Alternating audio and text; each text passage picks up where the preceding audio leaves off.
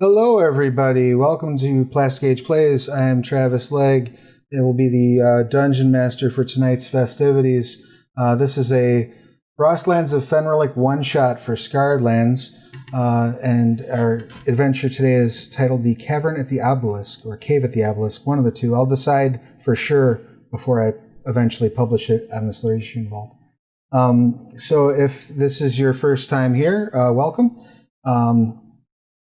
The setting that we are playing in is called Scarred Lands. The particular portion of the setting is the northern continent of Fenrilik, which is known as the roof of the world and is isolated by terrible weather and a nearly impassable sea from everywhere else, basically. The people of Fenrilik are used to surviving in dangerous and rough climates.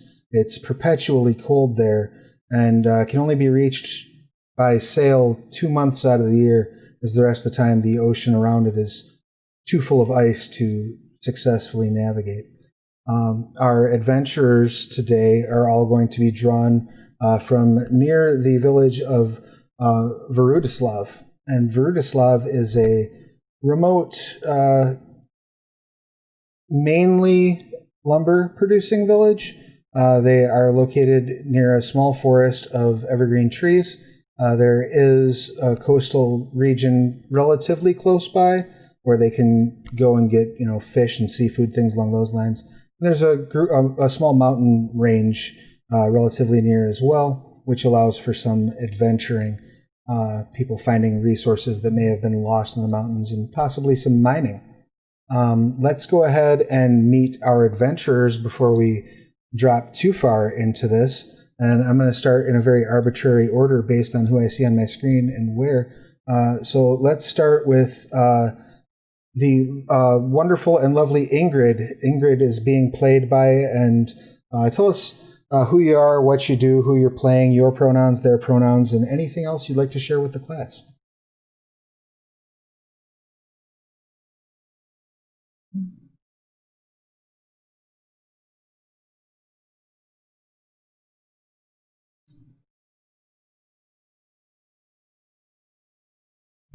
Awesome.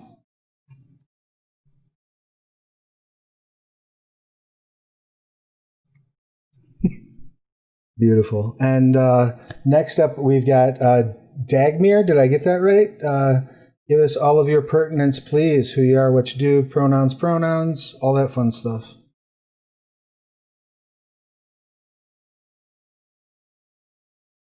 Hold on 1 second. For some reason, I know why. I have just been informed by chat that they can't hear you. And I know exactly why, because I'm dumb. So let's rewind that just a little bit. And Paige, once again, that beautiful introduction that you gave, can you please tell us all your pertinent details? Take two. I'm really happy to have a round two because the first time I was a little rusty. So it was meant to be. Hi, everyone. I'm Paige. You can find me on Twitter as D&D and Paige. And I'll be playing Ingrid, a cold domain cleric. And I was saying before, I'm kind of excited because I've never really played such an elemental character. So, yeah, I cannot wait. I think based on what I'm hearing from chat, that take was a keeper. All right, so let's... we were just meeting Dagmir when everybody had... when I was informed, thank you, chat, for letting me know I was being an idiot. Please, your pertinence, sir. Hello, my name is Mike. You can find me on Twitter at Michael Haney C. And I am playing Dagmir, the Orc Barbarian, Path of the Hearer. Travis can correct me on that. Yeah, I'm getting a nod. Correct. So, yeah. You did a good job. My pronouns are he, him. His pronouns are he, him. And this is my first time on a stream, so I'm pretty excited. So awesome. I'll try to take it somewhat easy on you. I'll kill you last so you can watch everybody suffer. I appreciate that. happy to oblige. Next up, we have Einar. Please give us your pertinence. Hi, I'm Chris. You can find me on Twitter at ChrisTangWriter. I will be portraying Einar. Did I say my pronouns? My pronouns are he, him. Just based on the art of Einar, though, I think I'm going to say that Einar's pronouns are she, her. Cool. And Einar is a half orc, half dwarf, which is kind of a cool Scarred Lion specific thing. Bard, excuse me. And I'm excited because this is the Frostlands of Fenrilik, the College of Hope. The bards of Fenrilik have a focus on raising the spirit more than the technique. So I'm really looking forward to playing into that. Awesome. Rock and roll. And I am getting a little crackle from you, Chris. I don't know if it's maybe because your volume's up a little high. If there's any way you can turn that down just a scotch, that might help. How's that? That's much better. Okay. And last but most certainly not least, we have Speckles. Is that correct? That is correct. Excellent. Speckles, please give me your pertinent details. Okay, so on the day-to-day, I am known as Ryan. I am he/him. Speckles is also a he/him. Got his name because in his light blue eyes, he has specks of green and brown. He is going to be an Eshik, Ice Warden Ranger, and I'm very excited because I believe this is the first time I've ever played a Ranger. Nice. And the Ice Warden looks like a lot of fun. I should make you aware of the Scarred Lands Ranger curse. I've never seen a Ranger. Rangers have like a batting average of like 121 with ranged weapons in Scarred Lands. I don't know why that is, but you expect to miss a lot if you're shooting things with arrows. Just yes. FYI. And so, yes, this band of adventurers has come together in the village of Varudislav. Now, you may be native. You may be a traveler from afar who's come here to seek a fortune. Chances are very good that Speckles is probably not locally born. Most of the Eshik are hail from the mountains to the north, but due to their abilities to traverse the winter wastes with very little difficulty, the Eshik are by far the most traveled people on the continent. You really can be kind of from anywhere. We're going to assume for the purposes of tonight's adventure that your group is a little familiar with one another. You've probably done a few, adventures of some sort before, maybe a couple of expeditions into the mountain range nearby. And you have a bit of a reputation locally. Now, Varudislav is not a very big place, probably about 400 people. It's mostly human, orc, and dwarf. And most of the people that live there are either, lumberers or farmers. So when someone sort of takes up the mantle of an adventurer, it's not very difficult for them to gain a reputation as being brave and heroic, and also as being kind of the person you run to when there's a problem that needs solving. And this fine early day, like right around crack of dawn early, we're going to say it's in the spring, which is fortunate because it's only about 20 degrees below freezing outside. You are approached and asked to go to the town council. When you arrive, you're informed that there are a group of farmers who had been meant to be delivering some new livestock. Particularly, these were a group of what you were told are some sort of hog that has brought up from a southern continent and had made their way through Belar to the south and were on their way to Vladislav. They were going around the woods because they were afraid that having this much livestock was going to attract predators if they were in the woods. And they're running late, to the order of a few days. And so they would like you to try to investigate up to the northwest, kind of go basically along the tree line until you come to the edge of the woods. If you find any evidence of them in that region, bring that evidence back. If they're waylaid or hurt in some way, help them out. Otherwise, if they haven't made it that far, there's probably nothing worth saving at this point. So, if you hit the corner of the woods, turn around, come home. So Travis, for about 5 seconds there, I thought you were going to say that the livestock was sheep, and that given that our village does lumber, we were here to facilitate a wood for sheep trade. I'm sorry I missed that opportunity. It was so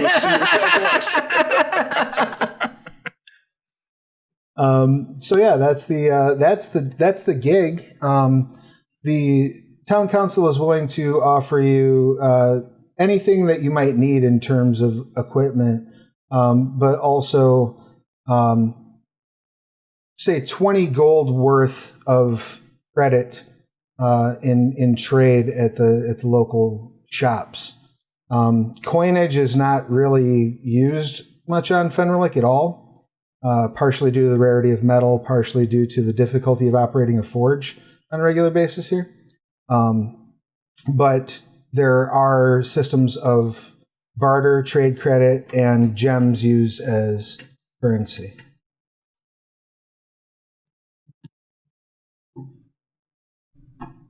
Any questions, comments, complaints, or concerns for the village council? Can you tell us more about these animals? So I'm not sure if we'd be able to recognize their tracks if we saw them. They are a type of hog, sort of similar to the Woolahog, which is native to Fenrilik. But strangely, and I'm not certain, this may not be part of why they didn't make it, these hogs from the south do not have hair.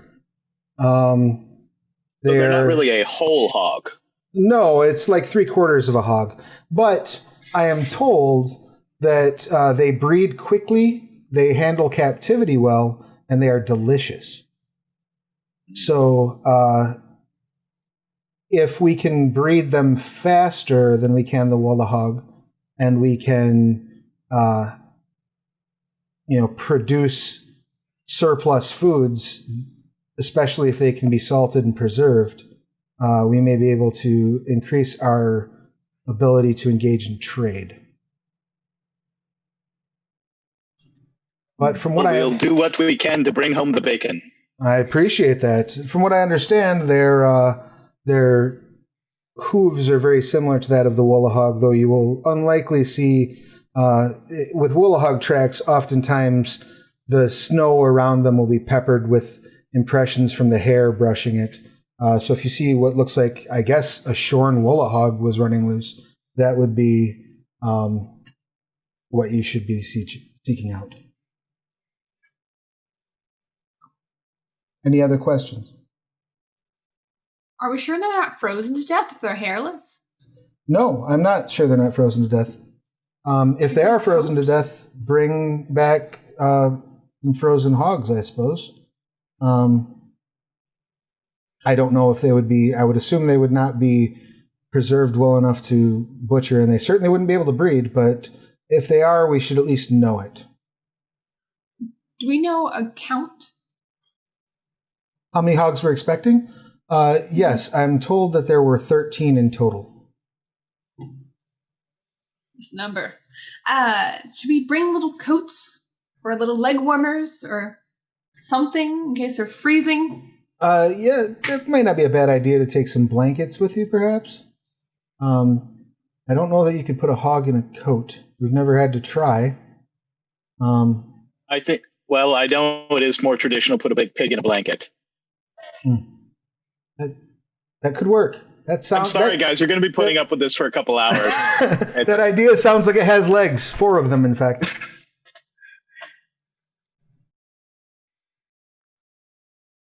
I have like some extra scarves back in my home. I'll bring some scarves. Everyone bring some blankets. We'll make a little wardrobe for them.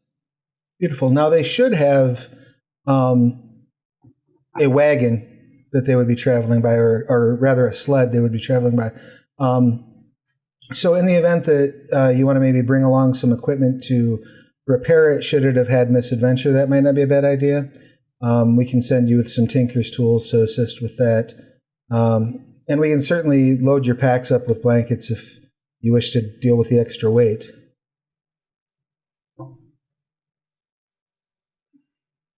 Sounds like a good idea to me. Who's pulling the sled? I guess that will be me. Very well. They load you up with a small wooden sled, enough blankets for, like 16 people, and a set of tinker's tools. And you begin your trek to the along the northwest toward the northern peak of the forest. Just outside the village, it's a pretty uneventful journey. Things are, it's a lot of snow and a lot of trees. Is anyone going to be your navigator or be taking point on this voyage? I will try. Excellent. Usually a good call to have the ranger do that. So why don't you go ahead and give me a survival check, if you don't mind. I would love to. Thank you. Could I assist him as part of my my spirit of the horror? In which sense, I guess? Kind of assist him with like tracking and navigating. I mean, yeah. If you want to make you could grant him advantage on his check. Sure. Yeah, that'd be great.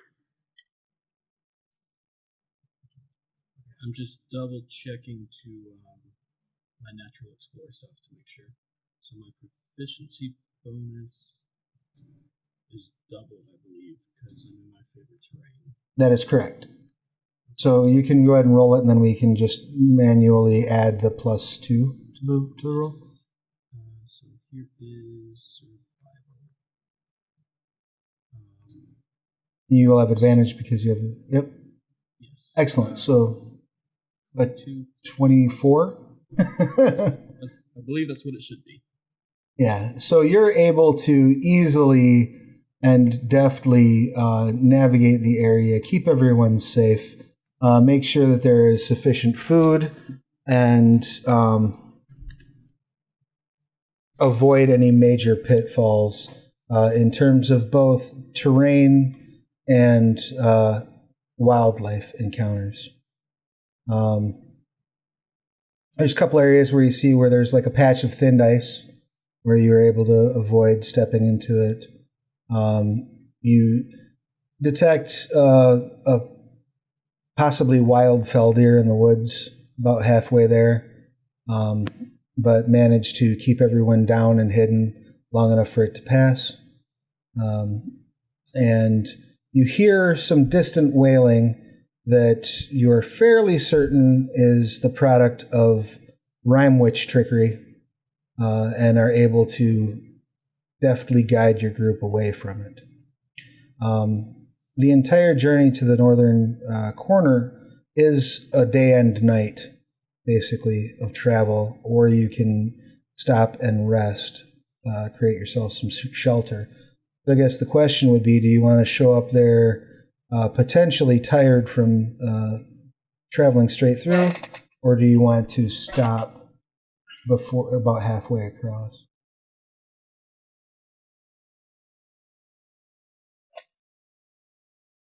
Well, I think it's very important that we bring these pigs back alive so that they can be killed and smoked. So. That's true. Like a snow angel right now in the snow. I don't know if they'll really make it overnight without the blankets. I mean, if they're alive, they've been making it so far. Well, they say they mate quickly, and I don't really want to know how they've been keeping warm. Hey, the more time we give them, the more pigs we bring back.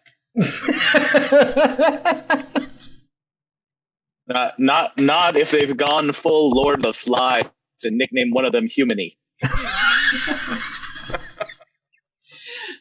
Just go up and you see a dwarven head on a pike.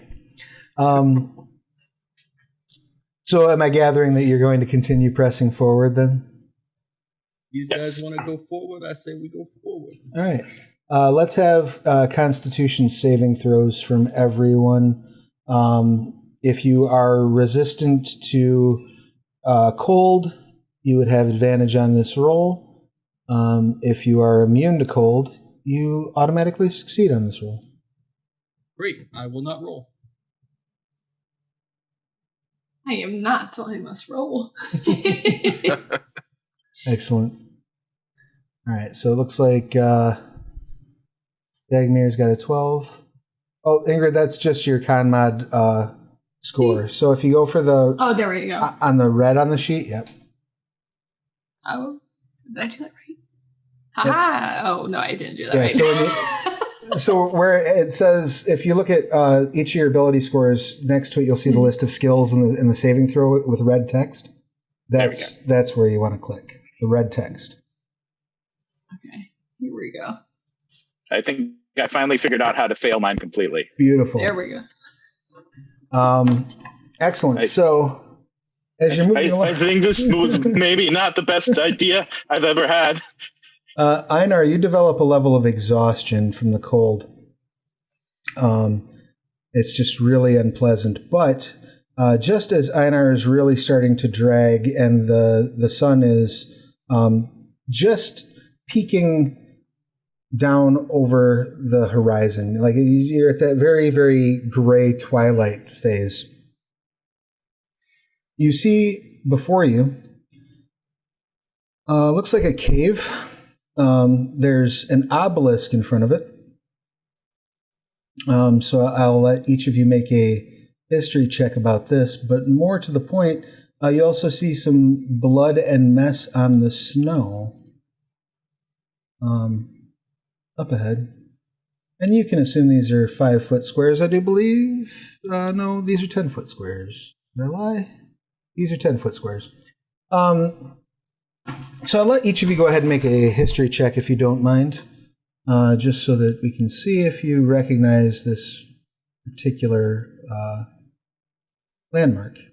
Would my stone cunning be in effect for this? Yes, it would. I never remember it. I'm very proud of myself. I'm proud of you.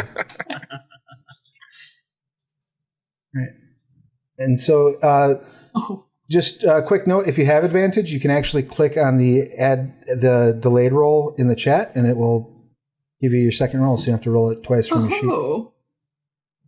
I did poorly both times. You did. Congratulations. The rest of you, Ingrid, you have no idea what this strange stick in the ground is. But the rest of you are all aware that this was supposedly built by some worshippers of the Titan Gulaban many ages ago, when the original village was being built around here. And the village that was built on this site, pretty much immediately the people got killed. No one's quite sure how they died. All that was left is this obelisk, which was supposed to honor their titanic master. However, as I said, you do see some blood on the snow to the north there, and you definitely are seeing what looks like some dismembered hogs. Due north of you. What would you like to do?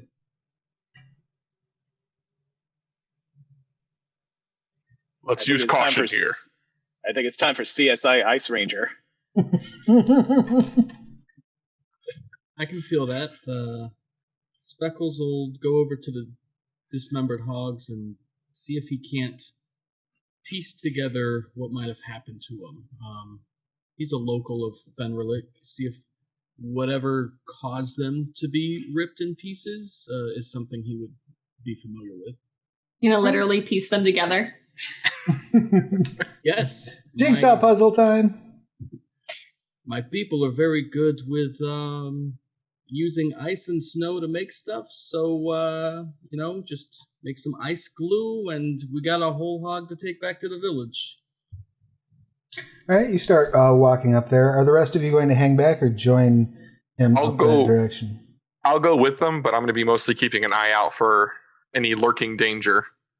Well, by all means, move your tokens to where you would like to go. Once again, if you have your token selected, you can use your arrow keys in order to move them. One square at a time. Excellent.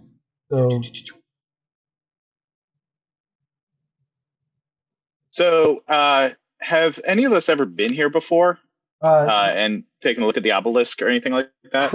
I would assume probably not. It's not. Okay. It's a little off the beaten path, and it's not necessarily like a touristy destination. I wouldn't say. Okay.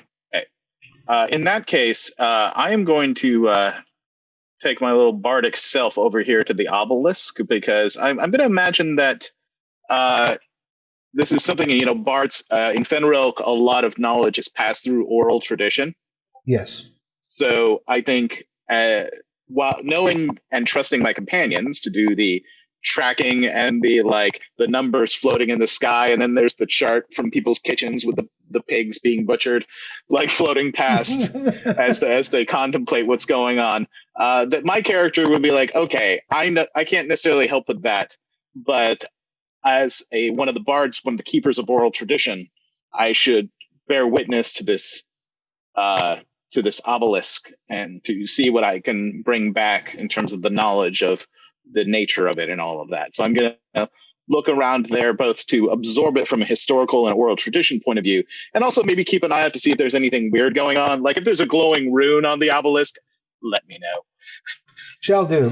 There's nothing that immediately leaps out at you, and in fact, your guess as you're observing it is that it probably was not even finished. It looks like it's been standing long enough that erosion has done some work to it as well.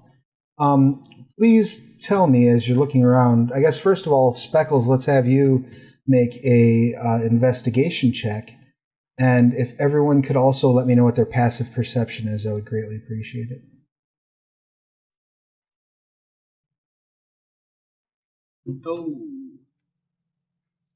Passive perception. Sorry, that's wisdom bonus plus 10, right? Or your perception if you're proficient. Plus 10. Oh, that's right. Perception. Yeah. So I guess mine's 15. Okay, beautiful. 14 passive perception, 9 investigation. Okay. 13 passive. Ooh, I am unmuted. I thought I wasn't for a second. 13. 13 passive, beautiful. Mine is a mighty 11. Excellent.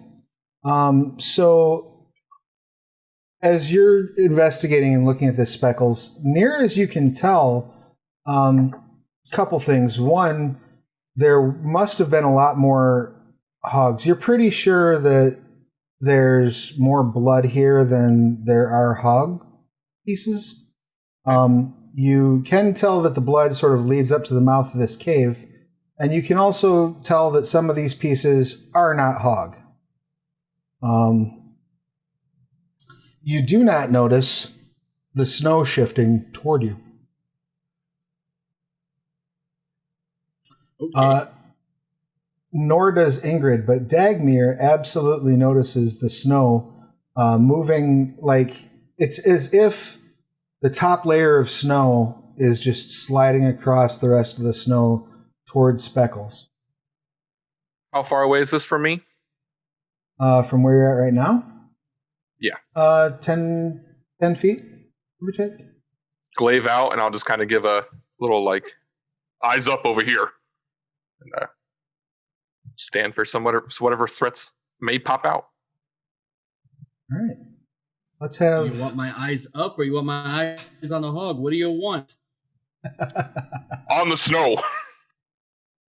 Let's have everyone go ahead and roll initiative for me.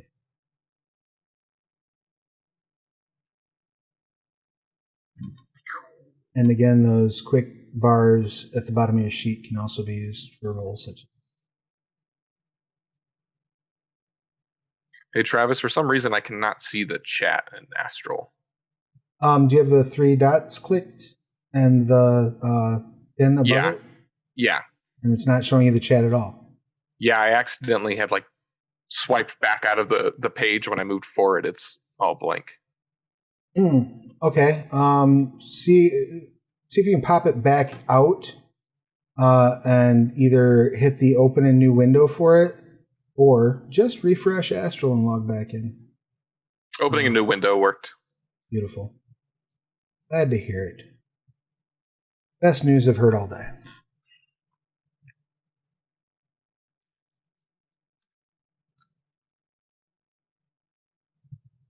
Okay. So,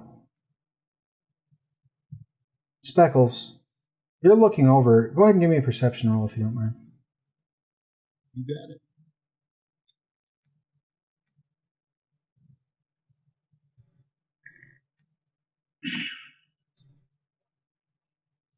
As you look over, you have no idea what Dagmir is talking about. There ain't nothing there. I'm going to keep looking at my hogs.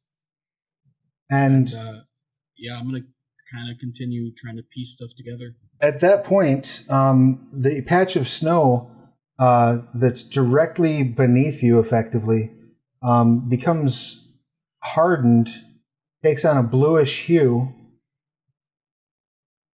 and begins to ooze up your legs Oh, shit! as a pseudopod reaches out to grab you. Does an 18 hit? An 18 will absolutely hit. Excellent. You will take 4 bludgeoning damage, and you are immune to cold damage, correct? I will double check, but I am 99% sure that I am. Yes, I am immune to cold damage. Excellent. You take no additional cold. However, you recognize these as a native ooze. Usually when they're at this size, they're not too bad to handle, but if more than one get together and they combine, you're in for some real trouble. Okay. Dagmir, what would you like to do? Speckles, it's basic like that was basically your turn because you didn't see it coming. So it grabbed you and you're like, oh crap. You do have movement. You can try to move, but it is effectively on you at this point. No, I'm happy staying there. Right. Dagmir, what would you like to do? We're gonna test this out one little first, and I'm 10 feet away with my glaive, so I'm gonna take a jab at it. Beautiful. A 23 will absolutely hit. 12 slashing. Excellent. You cut deep into the creature, nearly splitting it in half.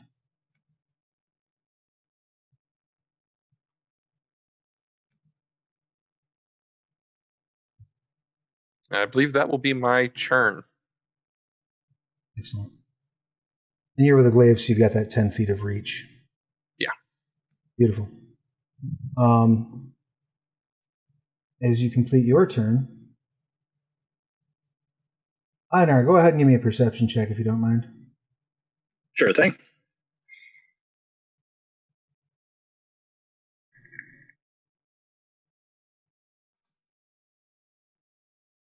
Excellent. You are enthralled in this, trying to piece together like which of these is like a natural erosion mark and which is the ancient handiwork of a.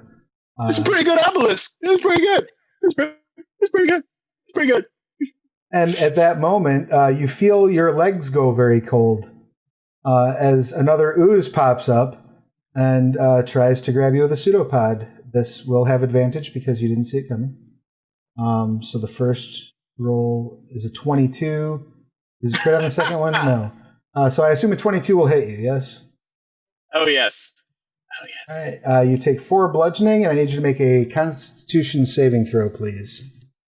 Alrighty. Let's see how that goes for me. Thank you so much for the bits, Crusher. Not bad. So you take half the cold damage, so that's 1 cold and 4 bludgeoning that you will take. Okay. As this ooze comes up and grabs you. And Dagmir, you immediately think to yourself, as long as there's only one, we don't have a problem. I count 2. Einar, it's your turn. What would you like to do? Well, I think I'm gonna be like, guys, and like pull my sword, and I believe it says it's a rapier, and begin trying to stab the cool mountain gushers that have decided to attack me. Wonderful. All right, let me see.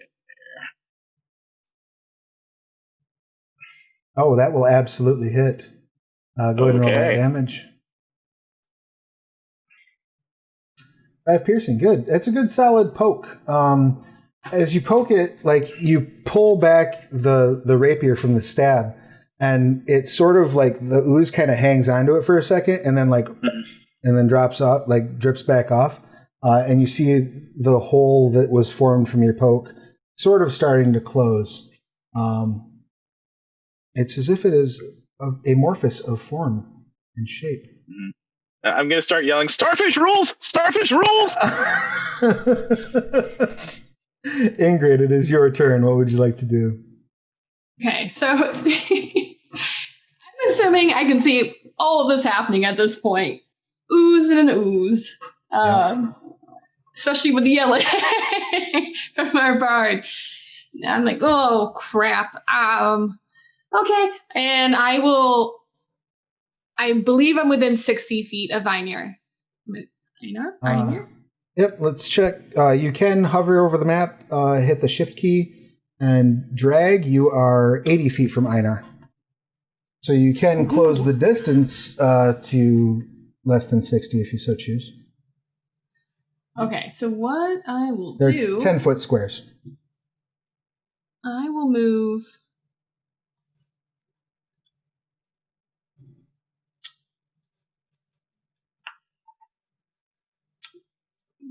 Doing a little count from Speckles. Okay, so I'm going to cast Shield of Faith on our bar. Excellent. Because I'm alarmed for them. And I will do that right here. Boom. So that's +2 concentration up to 10 minutes. Right. So just remember you are concentrating. And Einar, your AC increases by 2. Right. Anything else for Ingrid? Can I cast a cantrip? That was a bonus action. I know it's concentration. Can I cast a cantrip? Yeah. Sacred Flame. Okay. If it's an action, yeah. Yes, it is. So protecting one over here, I'm going to cast Sacred Flame on the other ooze. So one hand goes this way, protecting this one. One hand goes this way and tries to Sacred Flame the first ooze that popped up. You are just out of range to Sacred Flame that other ooze. Wait, is it on? Ooh. Did I lie? Because these are these 10-foot squares still? They're 10-foot squares, yeah. No, you were right.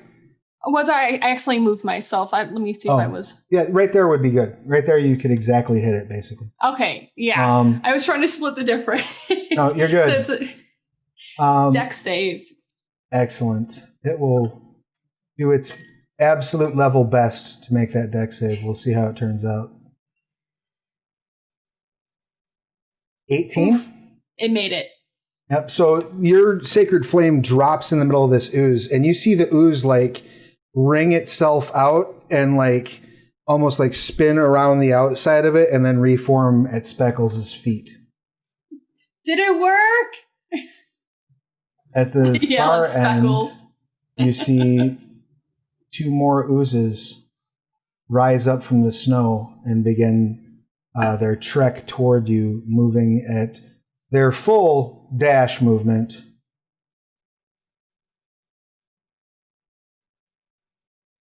Get closer. That brings us to Speckles. What would you like to do? Immediately responding to the thing that just hit me. As I pull out my bow, I'm going to just yell to the party, "Hey, as long as there ain't a lot, we're good." And then seeing Ooze 2 and then 3 and 4, I'm going to say, "Never mind." And I'm going to try and back up. All right. So you're going to use the disengage action and then move? No, I'm just going to try and move.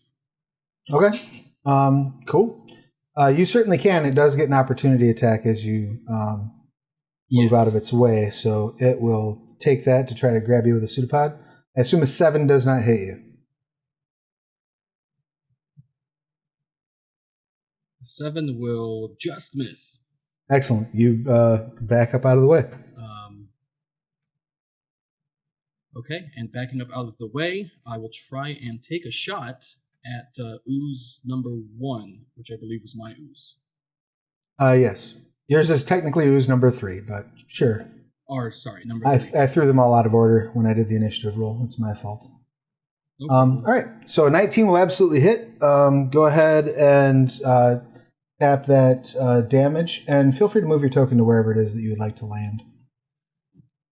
Yes, let me find it. I believe that's my guy. Yes. So I'll go. And these are 10-foot squares, correct? Yep. So 1, 2, and then I'll do a little like corner Excellent. step for 3, and it was 4 piercing.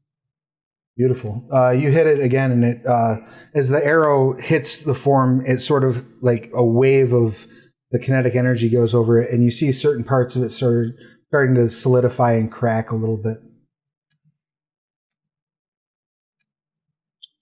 And I don't think I have a bonus action, so that should be my turn. Beautiful.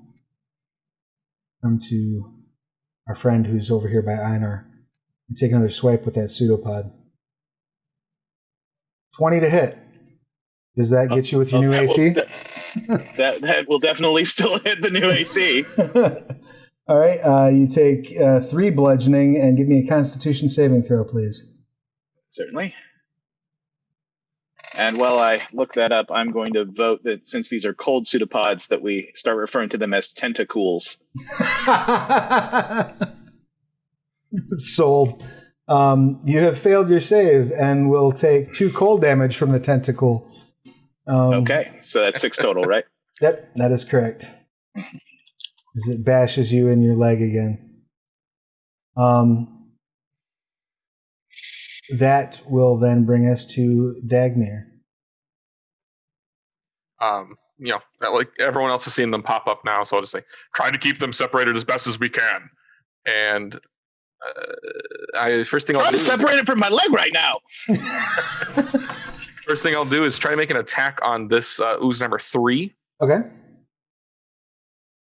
Ooh, the 9. You swing just shy of it. It basically, again, manages to sort of take advantage of the already crumbling pieces of its form and move a space in the way of your blade so that you do not get a solid purchase in your hit. Okay. And I will move up, and then I totally meant to do this first, but that's okay. I'm going to bonus action. I would like to rage, so. You may do so. Congratulations, like you are now enraged. It's like a silent anger that he has going on.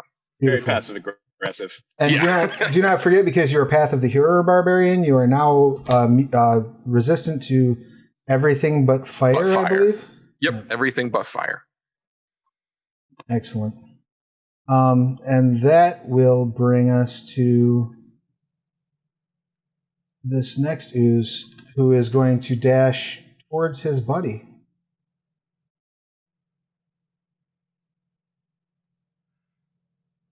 Einar. Are they about to merge into one giant Ooze Voltron style? Looks like the ones that are furthest from you might. All right, then. Well, I'm more concerned with the one crawling up my leg. So I'm going to attack it again with my rapier and be like, "You already had ham!" You may have inspiration and go ahead and make your attack check. All right, thank you. I've rolled the attack in the chat. 16. Absolutely hits. All right. Damage is 7. Nice. It's a good solid smack. Unfortunately, not enough to completely deter this creature. Well, nobody's perfect. You did your best. Ingrid, what would you like to do? Okay, so I have that concentration going still.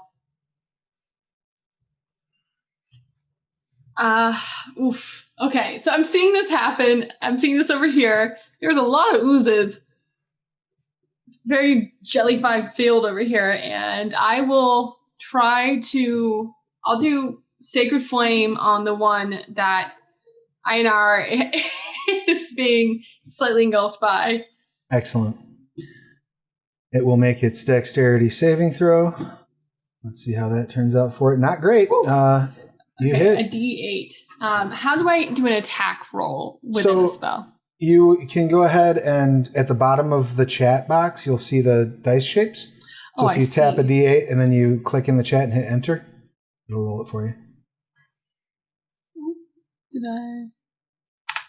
Aha, 7.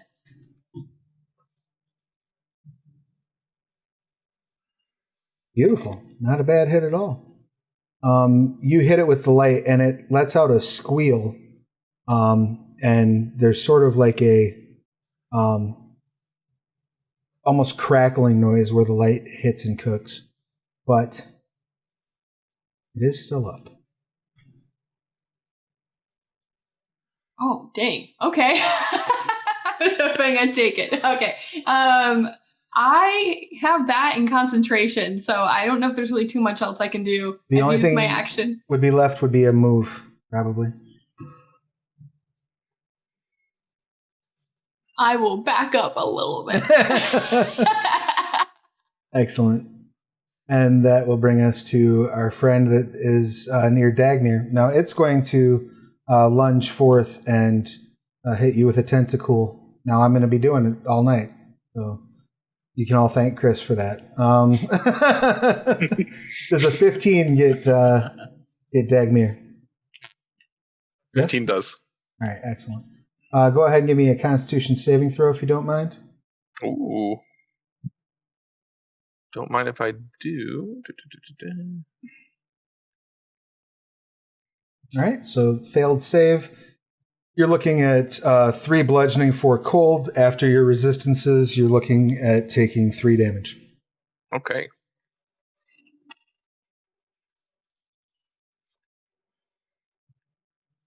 And the last ooze moves in to his buddy, and they combine.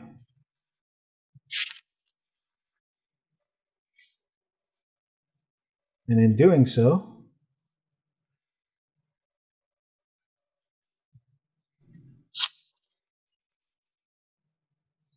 grow.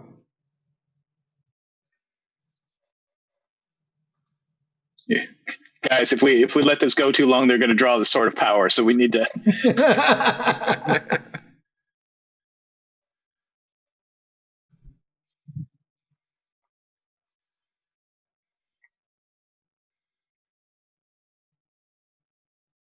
There we go.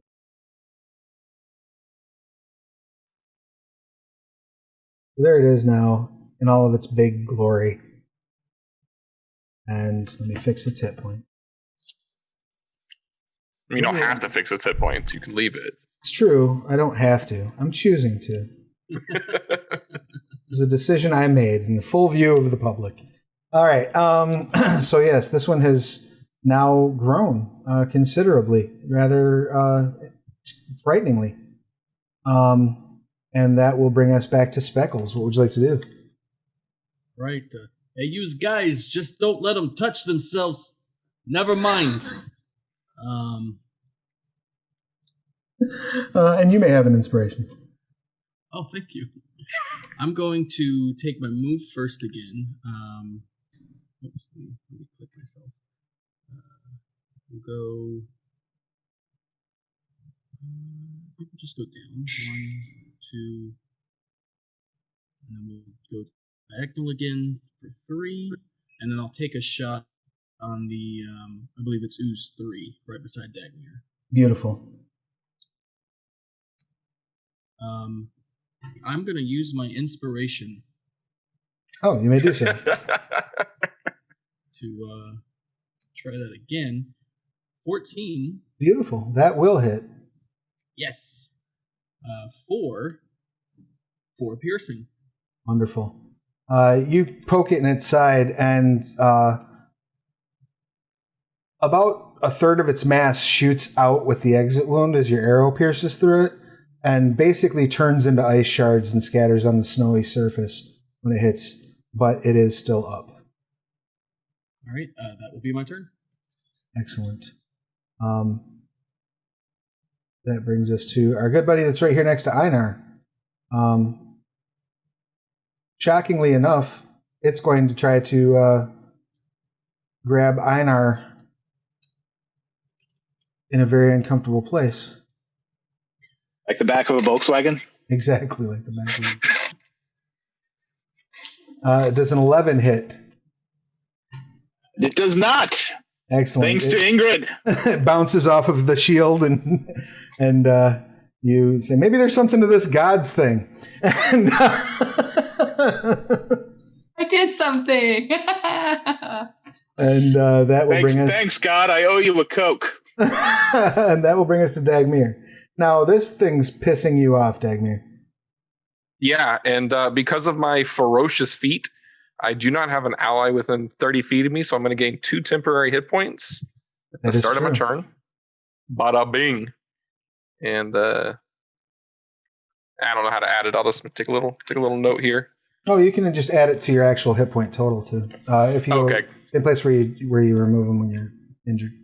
All right, so I'll just bring you back up to 40 here, and I'm going to take an attack on this guy. This little ooze.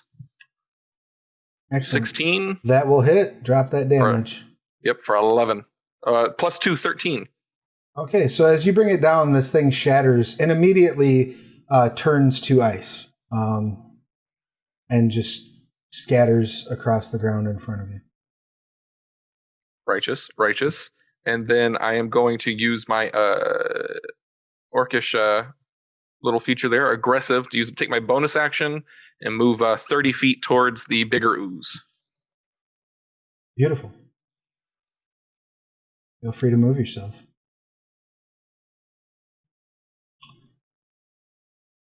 Put me whopping right there. And that will bring us to our good buddy. Well, that one's gone, so that will bring us to Einar. Okay.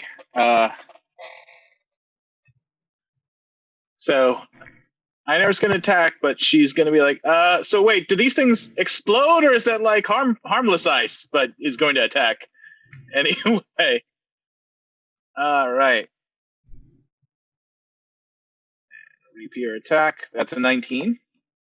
That absolutely will hit. All right. 4 piercing. Excellent. As you bring your rapier down into the creature, at the point of impact, you see a ring of frost appear around your blade, and then it just shoots outward as the entire thing freezes and dies. All right. Good job. All right. Good job, me. So does anyone want... I can do it as a bonus action. Does anyone need Bardic Inspiration real quick before now that I can actually do something besides just attack?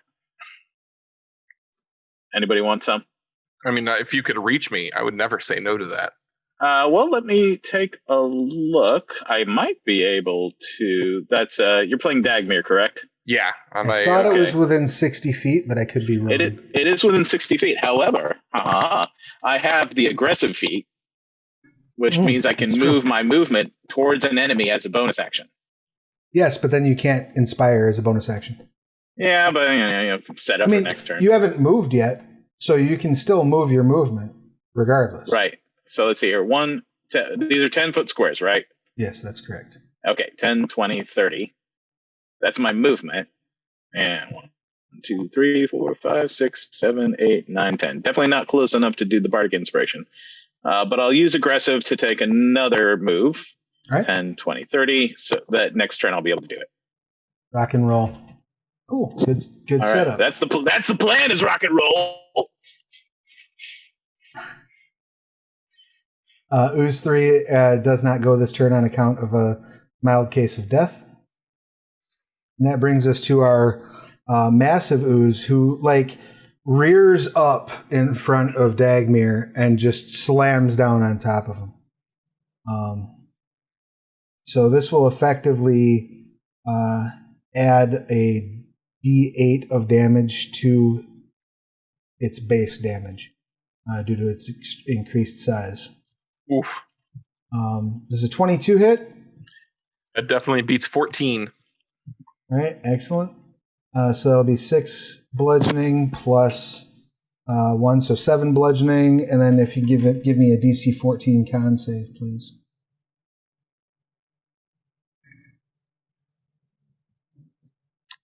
What happened to my little character sheet here? Hold on.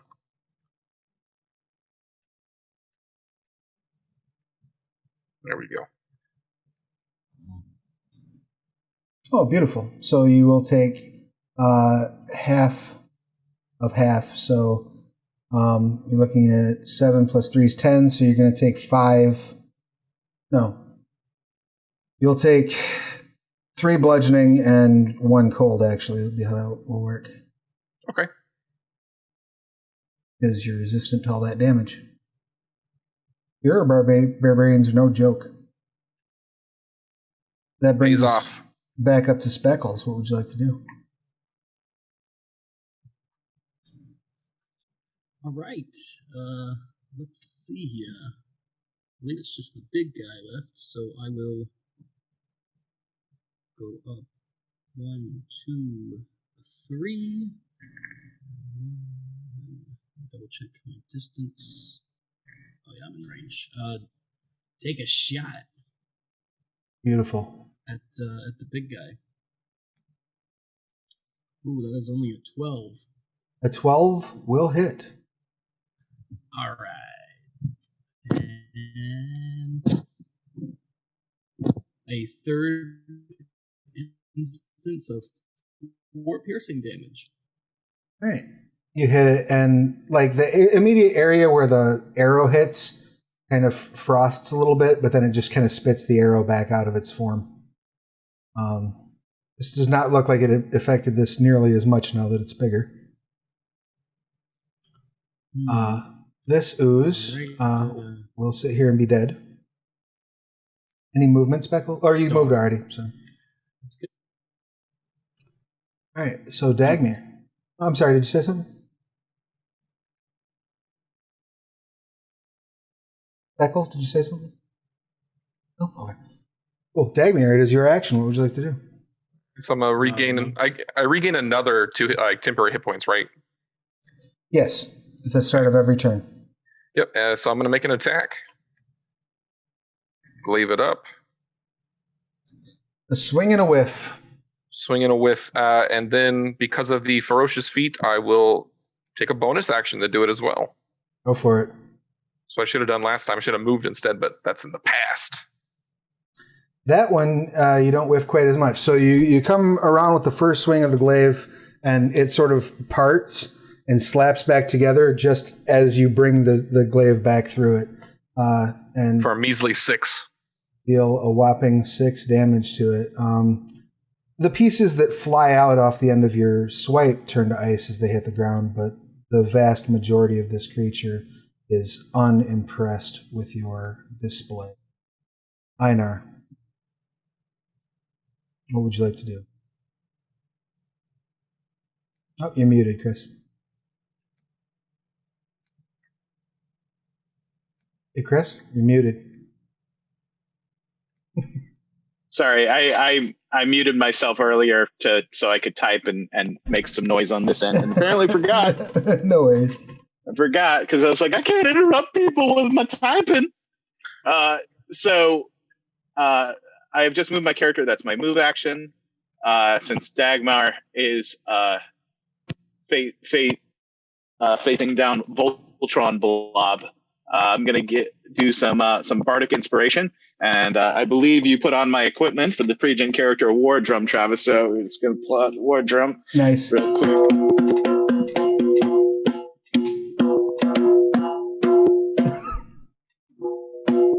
Yeah, so you should be able to hit better now. That's how that works. Yeah, that's how music works, right? That's how very inspiring. Very inspiring. Thank you. Despite your performance, we will go ahead and give him a bardic inspiration. Are we trying? Do you need me to bring it, Travis? Is that where we are? All right, fine. All right, here we go. Here we go.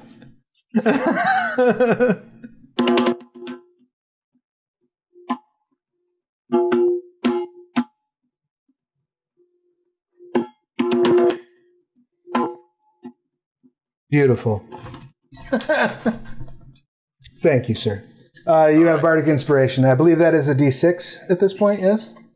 Yes, should be D6. Rock and roll. Can you remind me what I can use that for? Anytime you roll a D20, basically. Yeah. Awesome. So, any action that you would like to make, Anar? Good question. I think 5, 10, 10, 20, 30. The range on darts is 30 feet? 2040, I think. Let me double check. 2040. Okay, yeah. So then I'm going to well, I can't use my... okay, let me just take a look at my spells real quick because I am a poor planner. I am going to... 2060 on a dart, so you could hit it with dis. Okay, yeah, I'm going to throw a dart then with disadvantage. Beautiful. And do a better job before next turn of reading up on my spells. All right, let's roll that disadvantage. That's probably a miss, but unless it's really big, so that's bad AC. It does have a particularly broad AC at this size. So go ahead and roll your damage on your dart. All right. 5 damage. It's something. Nice. It's something. You blow a couple ice shards out of its back. And thank you for your wonderful performance. Thank you. Next up, we have Ingrid. What would you like to do? All right. Okay, seeing this giant jelly attacking basically anything it can reach, I will... We're all in a jam. Dare you. Oh my gosh. I'm a bard. This is what I bring, okay? I'm going to cast Cold Snap on it. I will attempt to, at least. Excellent. You will have to close in on it to do so. Oh, yes. I will move forward. Beautiful. We'll move towards my bardy friend. All right. And that is 60 feet. It will make a dex save. It will make that save at disadvantage due to its being huge.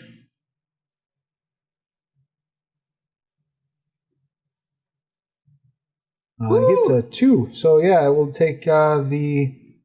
you hit it with the cold snap, and it seems to have no effect on it whatsoever.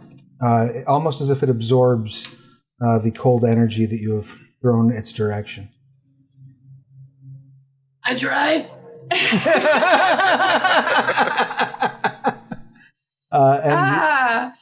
And the ooze, quite aggravated at these small creatures, is going to attempt to engulf Dagmir. Dagmir, if you don't mind, could you please give me a strength saving throw? I can. It'll be with advantage because I am raging. That is true.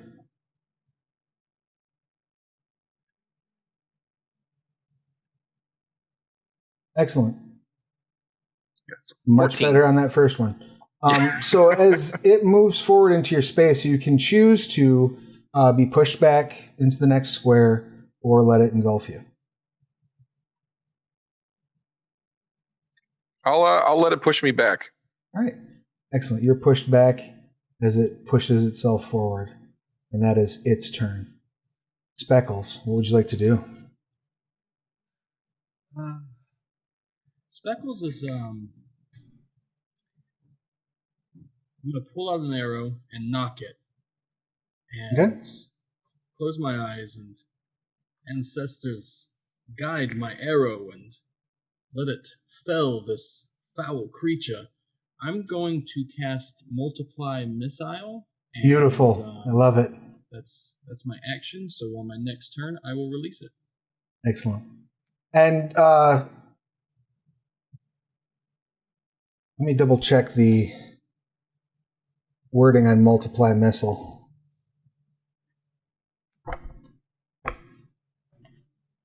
Because that may affect more of the arrows that are in your quiver as well.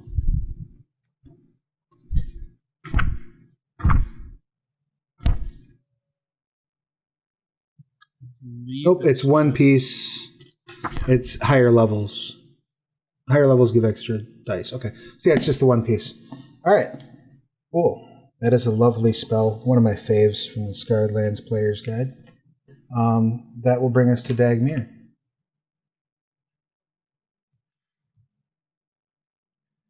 All right. Gonna move 10, 20, 30 this way. All right. And I know I don't get the temp HP because it's not the start of my turn, but will I still be able to do the bonus action attack? Because I'm far away from everyone? Oh, yes. Okay. Well, first swing with my glaive. Excellent. Dirty 20 for 7 slashing. Excellent. You lob a good chunk of it out to the side, and it mixes with the blood here on the ground. And then bonus action swing. Nice. And another hit. 9. 9. Love it.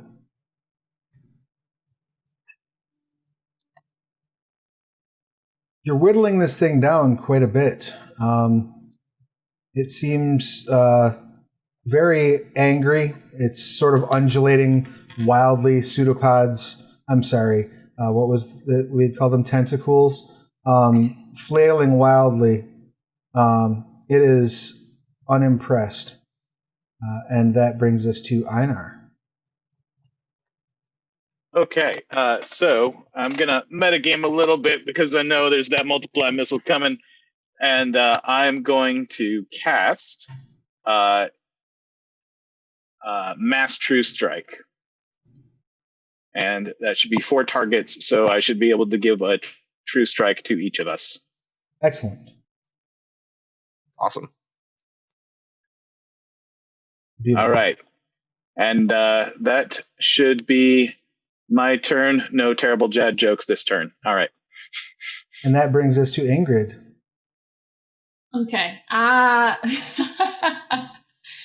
walked back in on the Ooze being unimpressed, which hurt more than the actual wounds it could give us. Yes, the Dagmir took a couple swipes at it, and the Ooze is salty, surly even. One might even call it cranky at this point. Oh, I see. Well, then, to try to end its misery, I will cast Guiding Bolt. Beautiful. You'll have advantage on that attack roll, thanks to the Mass True Strike. Oh, thank gosh. I needed it. Excellent. You drop 11 radiant in its lap, and it lets out a squeal as the sort of sparkly, snowy energy surrounds its form, which would be granting more advantage to everyone in the event that they didn't already have advantage from their True Strike. Any other actions for Ingrid? She's just... God, I actually hit it! Excellent. It will lunge forward and bat 2 of its tentacles at Dagmir. Sorry. The first one, I assume, hits, and the second does not, correct? Yeah, first hit, second doesn't. All right. That's 7 bludgeoning, 4 cold, so you're looking at actually 3 bludgeoning, 2 cold, as it bats you about. And that ends its turn, bringing us to Speckles. Right. You have multiply missile up and advantage on this attack. It's pretty gross. All right. Combo! So first we will try the attack.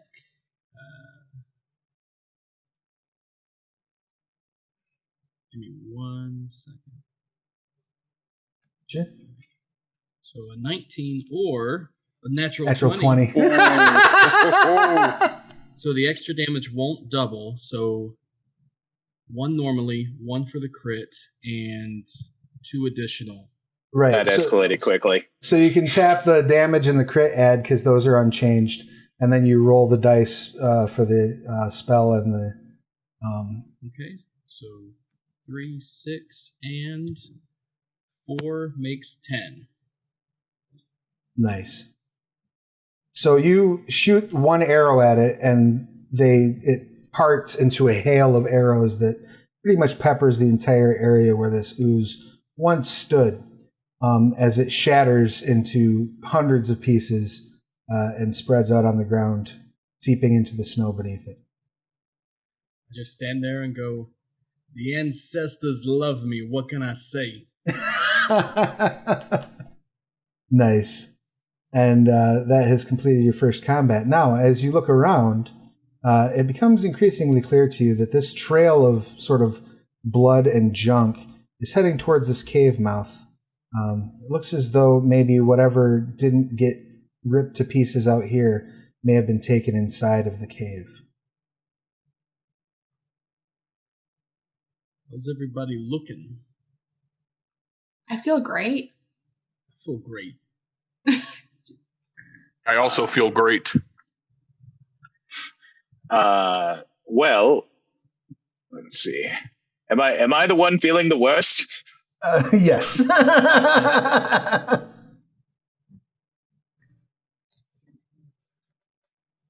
All right. I guess if I can be in the back. Oh, Einar. The shield did no good, I see, but It actually did some good. not enough. That's the problem. And I. If you need to sit down for an hour and mend your wounds, we can wait a bit.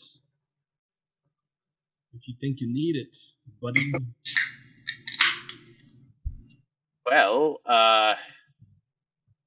if Ingrid can use magic faster, then perhaps we should save the pork.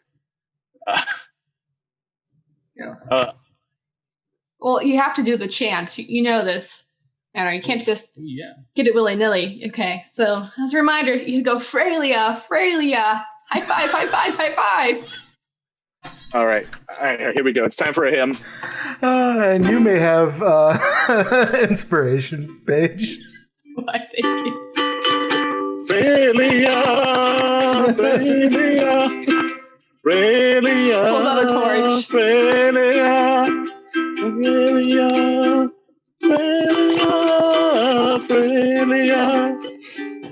All right.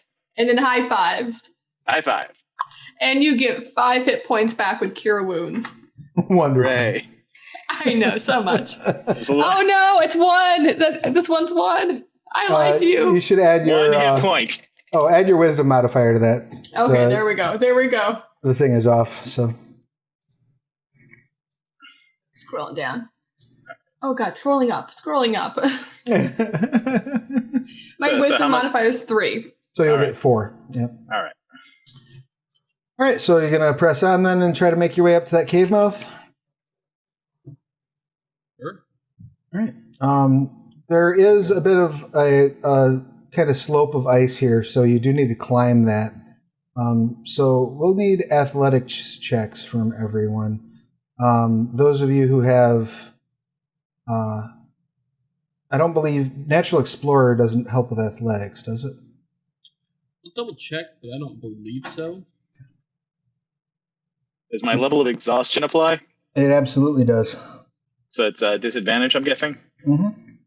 Okay, I'm going to spend my inspiration then to bring it back to normal rather than disadvantage. Beautiful. And I still roll a 3. All right. Excellent. Can I use my bardic inspiration before it goes out to add to mine? You may. Yeah, absolutely. Just in case. I don't know if 12 is enough, so. 12 is sufficient. Oh. But with that extra 6, you can pick one of your associates to keep from falling back down the side. Now, it looks like Ingrid is just kind of sliding in the snowbank, as is Einar. Speckles looks like he's going to go ass over tea kettle and break his face if you don't catch him. I'll reach down and just like, oh, their little friend, and just pull him up. And so our heroes, after slaying the ice monster, failed to climb a hill. You catch the hill was just too much. You catch Speckles, and if you have a rope on your person, can certainly lower it down for the others to climb up. But you are now at the lip of the cave with Speckles.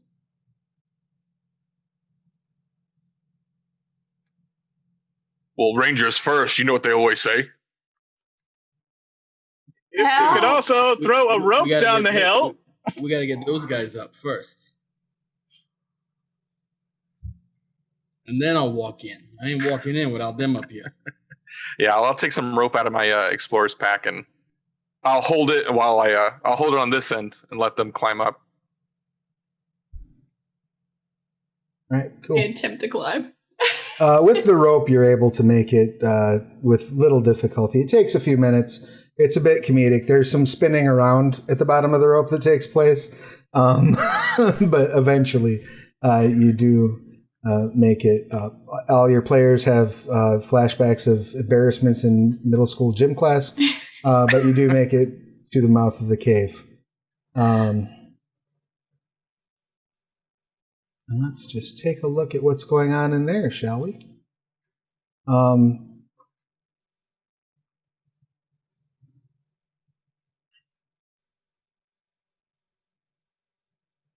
Spooky. You arrive at the mouth of the cave. Ooh. I assume the ranger was taking point, yes? Yeah, I'll take point.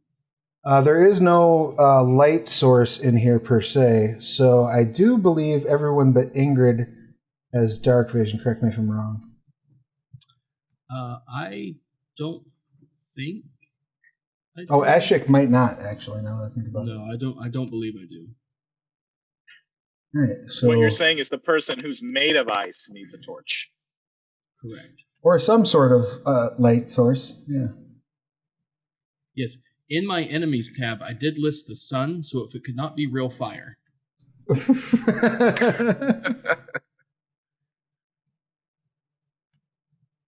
Do we have any fake fire?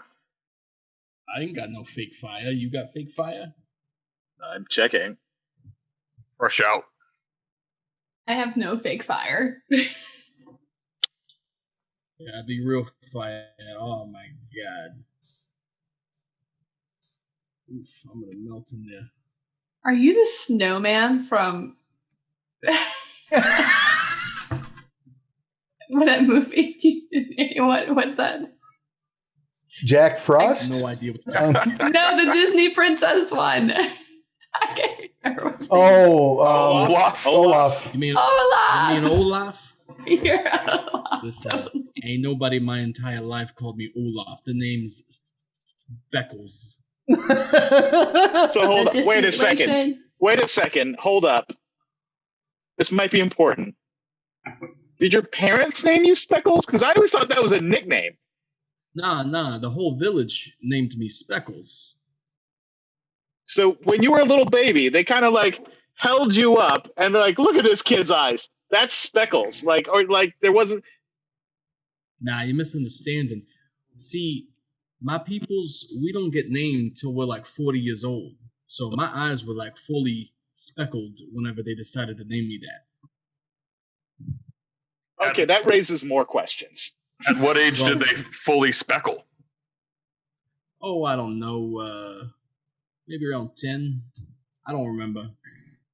I mean, what did they call you before that? Kid number 3? I mean, No, I was Mura's son. We get called, son or daughter of our parents until we reach adulthood and earn a proper name. And our names have some kind of virtue over what the tribe wants us to be or what we've already shown to be. And I got the prettiest eyes, so they named me after my eyes. so if you had a kid, that would be like Speckles' son? Or Speckles' daughter, Oh, Speckles' daughter. Yeah. If the mother wasn't around and she wasn't an Eshik. Because I ain't naming my kid after a non-Eshik. No offense, I love other races, but my race is just a little bit better. I can't help it. I'd light a We're, candle. made of All right. Look, I understand that on a certain level, objective level, you are cooler than all of us. Oh, I am much cooler. Much cooler. All right, so you're lighting a candle. That will give you a 10-foot, 5 feet of bright light, 5 feet of dim light, correct? Yeah. Yeah, I think so. And I'll offer a second one to Speckles. It's like, it's not a torch. I'll take it. It's a small fire, so I won't melt that much. Just my eyebrows. Yeah. Little trim. All right. And I guess with light, I'll slowly start trying to sneak my way into the cave. So, can you see that aura that you're projecting at all? No? Let me see if I can get that fixed. 1 second.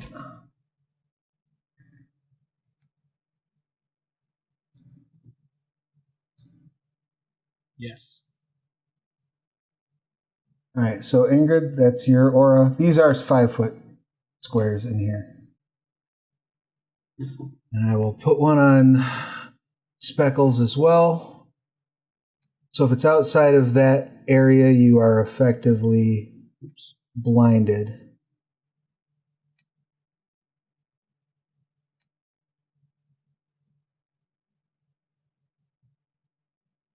How are we going to find these pigs? Do we just speak their language? Do we even know what a southern pig sounds like?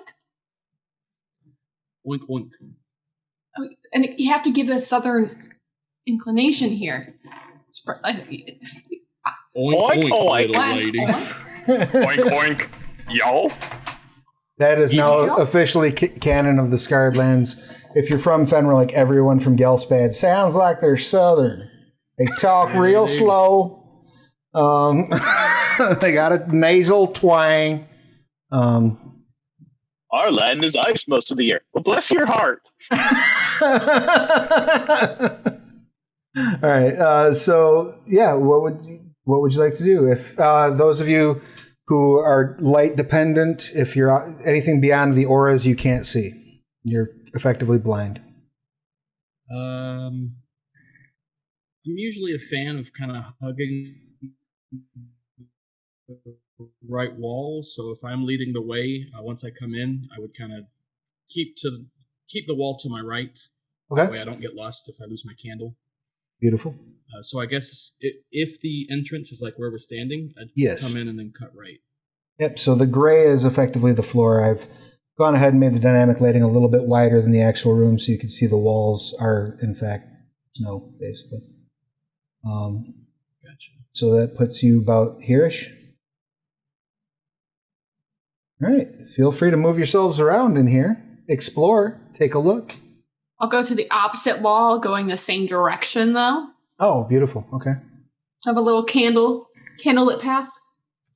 If it wasn't so dangerous, it would be actually kind of romantic, but you know, The danger is what makes it romantic. living on the edge. Do you need me to have like a little romantic song? Are we having a moment?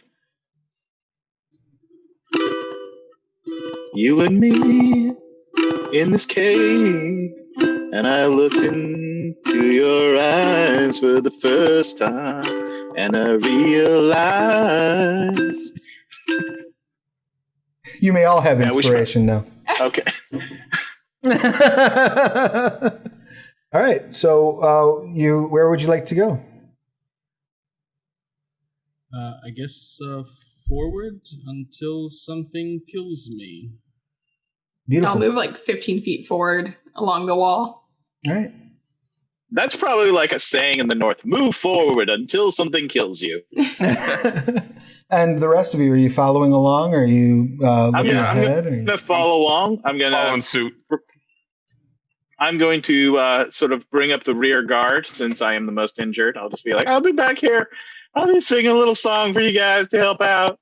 Now, Dagmir, you can clearly see, due to your orcish dark vision, that there's a pile of looks like bones and blood at the end of this, or further up this hall. I'll put up a little hold, and then just make sure I point that out to everyone else. Looks like we found some of the pigs. Do you think there's any left? Go ahead. There's one way to find out. Oink, But- y'all. Go ahead and make a medicine check there, Dagmir. I am the best at those. That pile of bones is definitely dead. You've never really worked the Wallahog farms. But you have definitely worked a battlefield or two, and those aren't pig bones. Oh. So yeah, Dagmir just looks down and he just goes, "Oh no." Let's keep an eye out here. These are not pig. Breaking news: these are not pig bones. Oh, so they still might be alive. Good. Okay. Oink oink. Yow. Oink oink y'all. We all call. Do you think they'll come? Something might.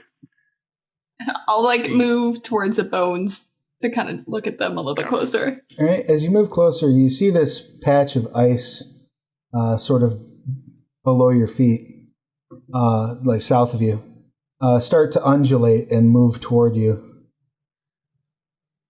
Oh God. Oh, there's moving ice again. There's moving ice again. Grows up into a full-fledged ooze. So let's go ahead and bring back that lovely initiative tracker. And we will... Is that Mama? Ooh, I rolled well for once. I did not. All right. The first action does go to Ingrid. Fortunately, it moved quickly enough that you could make it out. It's not going to have surprise on any of you. So, Ingrid, what would you like to do? Okay. Seeing this, I'm going to immediately cast Guiding Bolt right at it. It's attack roll 22. Oh, that will absolutely hit. And it's 12 radiant. 12 radiant. Excellent. And also has the benefit of granting advantage to everyone who acts before the end of your next turn. Is that correct? Yep, before the end of your next turn. End of... Or I'm sorry, not everyone. The next one. The next attack. Yes, correct. Excellent. So that will bring us to Speckles. Oh, do you have any movement? Did you want to try to back up a little bit there? Can I do it without... I'm going to do it anyways. You're not close enough to provoke, so...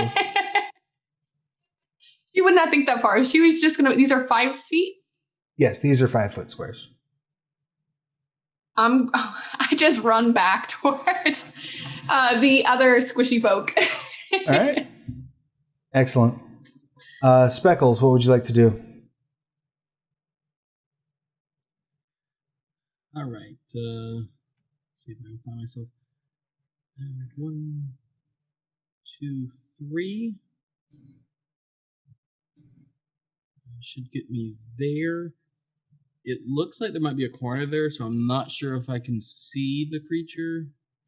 Oh yeah, I mean it's pretty huge. So as long as you can see it, a direct line to it, it's okay. There. It's eating up like this entire, those 4 squares basically. Okay, perfect. In that case, I will try to take a shot. All right, you'll have advantage thanks to the guiding bolt. Perfect. Come on. Oh, it rolled twice on that. That's all right. The 23. Excellent. I don't foresee that being an issue to hit.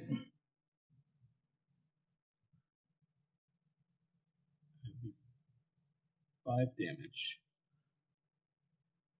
Beautiful.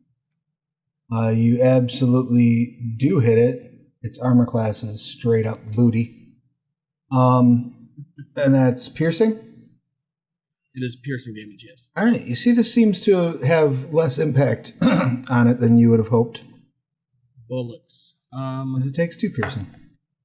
I'm going to... That was 15. I'm going to step over here to be behind Dagmar and end my turn. Beautiful. Einar. Okay. Lot going on here. What I think I'm going to do is I am going to move into a better position to get targeting. Okay. So 5, 10. Ingrid, are you planning on closing with it? Should I leave a gap for you? Just do what you want. All right. Do what you want. She's unsure if she's going to shit her pants or not. Do what I want. Should I retire from adventuring and start that band? No. So I need to follow my dreams. So what I'm going to do is I'm going to move up, and I am going to cast multiple missiles, so that next turn I will be throwing multiple darts. So that's my turn. Beautiful. You drop a multiply missile. That brings us to our Ooze friend. Our Ooze friend undulates forward and engulfs Dagmir. Oh no! Remember, guys, he told us that was not his kink. Dexterity saving throw, please.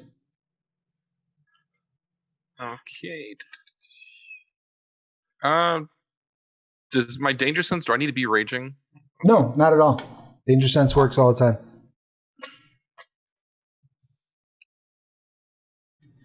Which you're going to need it, so go ahead and make that. Oh no! Consistent with 7. So you are engulfed.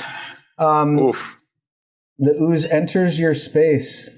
You are engulfed. You take 12 cold damage.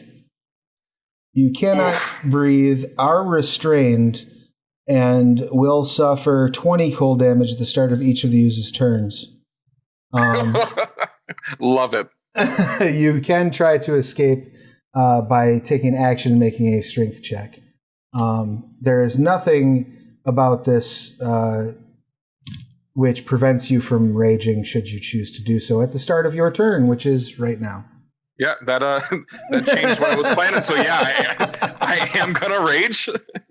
Excellent. It's this time's not silent, but you guys probably can't hear me anyways. It's like, and yeah, I'm gonna take an action to try to get out. All right, go ahead and make a strength check. You'll have advantage because you're raging, and you do get a +2 to your strength, right? Okay, is it strength or athletics? Just strength? Just straight strength. Okay. Oh yeah. Well, I don't even need. You come bursting out of the out of the ooze, spilling onto the ground next to Speckles. Very when angry. the oozes recount this moment, it's going to be like the Alien film from their perspective. And it sort of like bucks upward, and pseudopods just sort of flail up and down in both of your faces. That will end your turn, Dagmir, but I will let you to continue to be raging. I think that's fair. I think you're in a situation where your anger would be maintained. I know you didn't exactly move toward an enemy or damage them, but this is close enough, I think. So, Ingrid, it is your action. What would you like to do? Oof. Okay. Well, I think this thing's terrifying, but I will move 5, 10, 15, 20 feet. 25. And I will take a swipe at it with my Warhammer. Excellent. You draw forth the Warhammer and take a mighty swing that somehow manages to miss this massive creature that's in front of you. Can you use your inspiration after the fact? Absolutely. You can absolutely drop that inspiration if you like. And is that, I forget, is that a D6 or is it? No, when you have inspiration, it's advantage. Okay, advantage. Okay. Yep. I always get with the bardic and that one. Yep.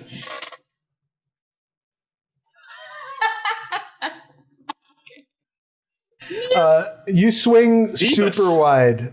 You didn't get close enough to it. You were a little too frightened, and you didn't want to drop your candle, and you just gave a really powerful swipe about 3 feet away from where you needed to hit. I'm a cleric. I embarrassingly yell on my party. But I will cast Shield of Faith. Is a bonus action, and I will cast that on my my barbarian friend.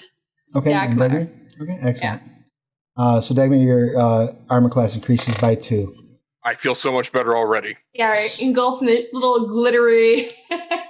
There's little snowflakes flying around you. Mhm.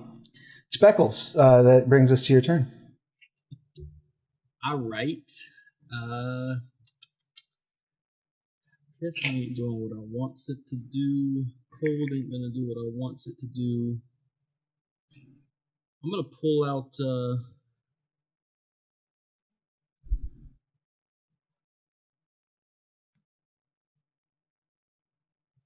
Yeah, I'm gonna pull out my hooked hammer, and Okay. I'm gonna try and take, which is a 19 to hit. Absolutely does. We're doing the hammer in, so it is 6 bludgeoning.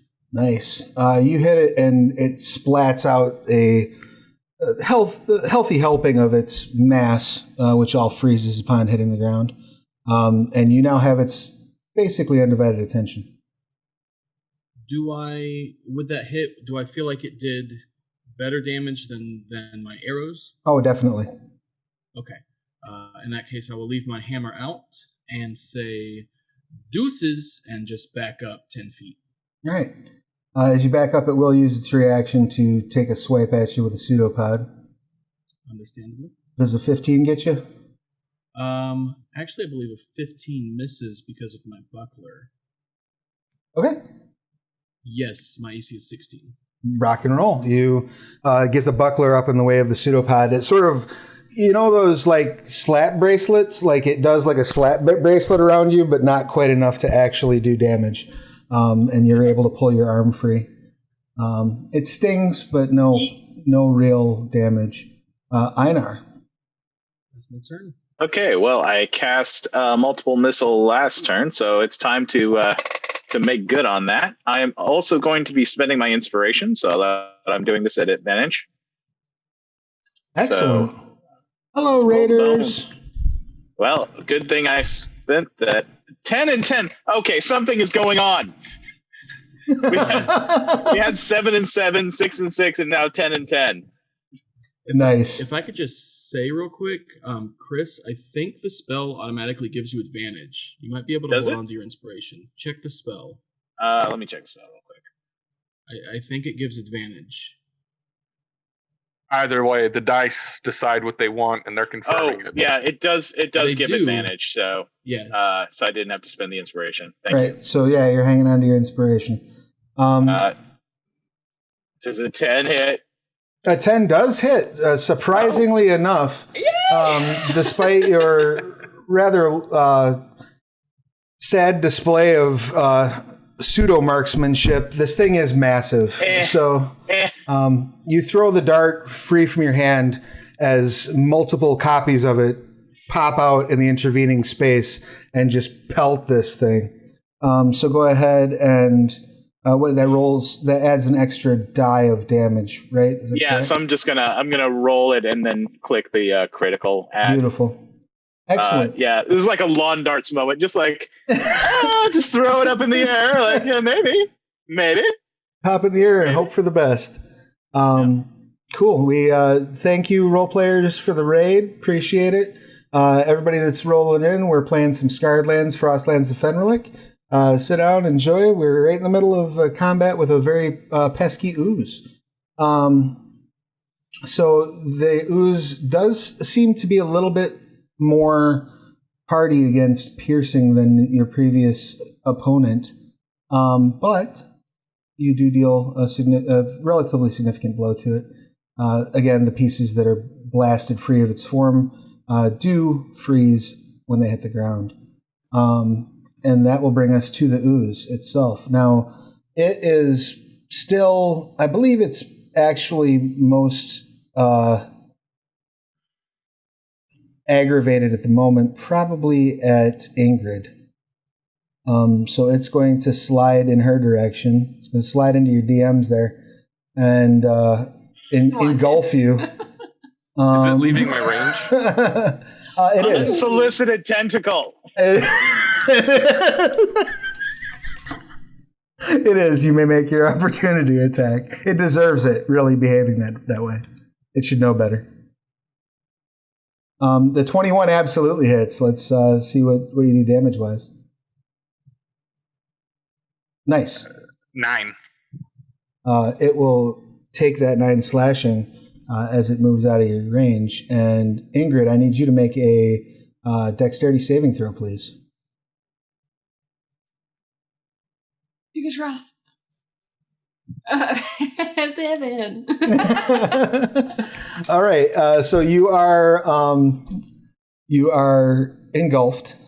Can I use my reaction shielding ice? I can do it one a day. Absolutely. Yeah, it's a channel divinity, Okay. right? Yeah. You all see Ingrid nope out of this, hit the ground, fetal position, grab at her feet, and pulls a blanket of ice off the earth and just pulls it over her body. And That's so awesome. that gives you, what, 40 temporary hit points, right? 40 temporary hit points, and I'm basically miss my next turn. But I'm safe. Right, but you're effectively invulnerable as long as it doesn't get through that 40. Yeah. And so from the initial engulf, you would take 9, so there's 31 left of that. Okay. But you are still engulfed, though. Oh, my balls. So you are still inside of its bits. Now, anyone outside of it can try to pull you free by making a strength check as well. But right now, if it moves around, you're just getting drug around with it. You see like an ice bubble inside this jelly. In the fetal position. Yeah, she like Bobby Drake's under there, basically. She's like covered head to toe in an icy cocoon. Actually, what it makes me think of is that first episode of Avatar: The Last Airbender where he's in the ice bubble inside of down in the water. Right? Yeah, that works too. That definitely works too. So, Dagmir, what would you like to do in light of all this? Well, I know it's not pleasant in there, so I will move around to get closer to where Ingrid was. Excellent. And I'll use my action to try to pull her out. All right. Go ahead and give me that strength check.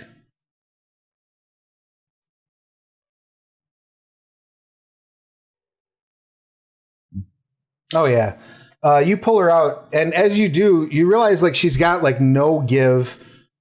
There's like she is frozen solid as you pull her out. A little bit heavier than you expected, due to the fact that you're carrying, an extra 100 pounds of ice with you. But she does appear to be perfectly safe and intact, if frozen in a look of terror at the moment.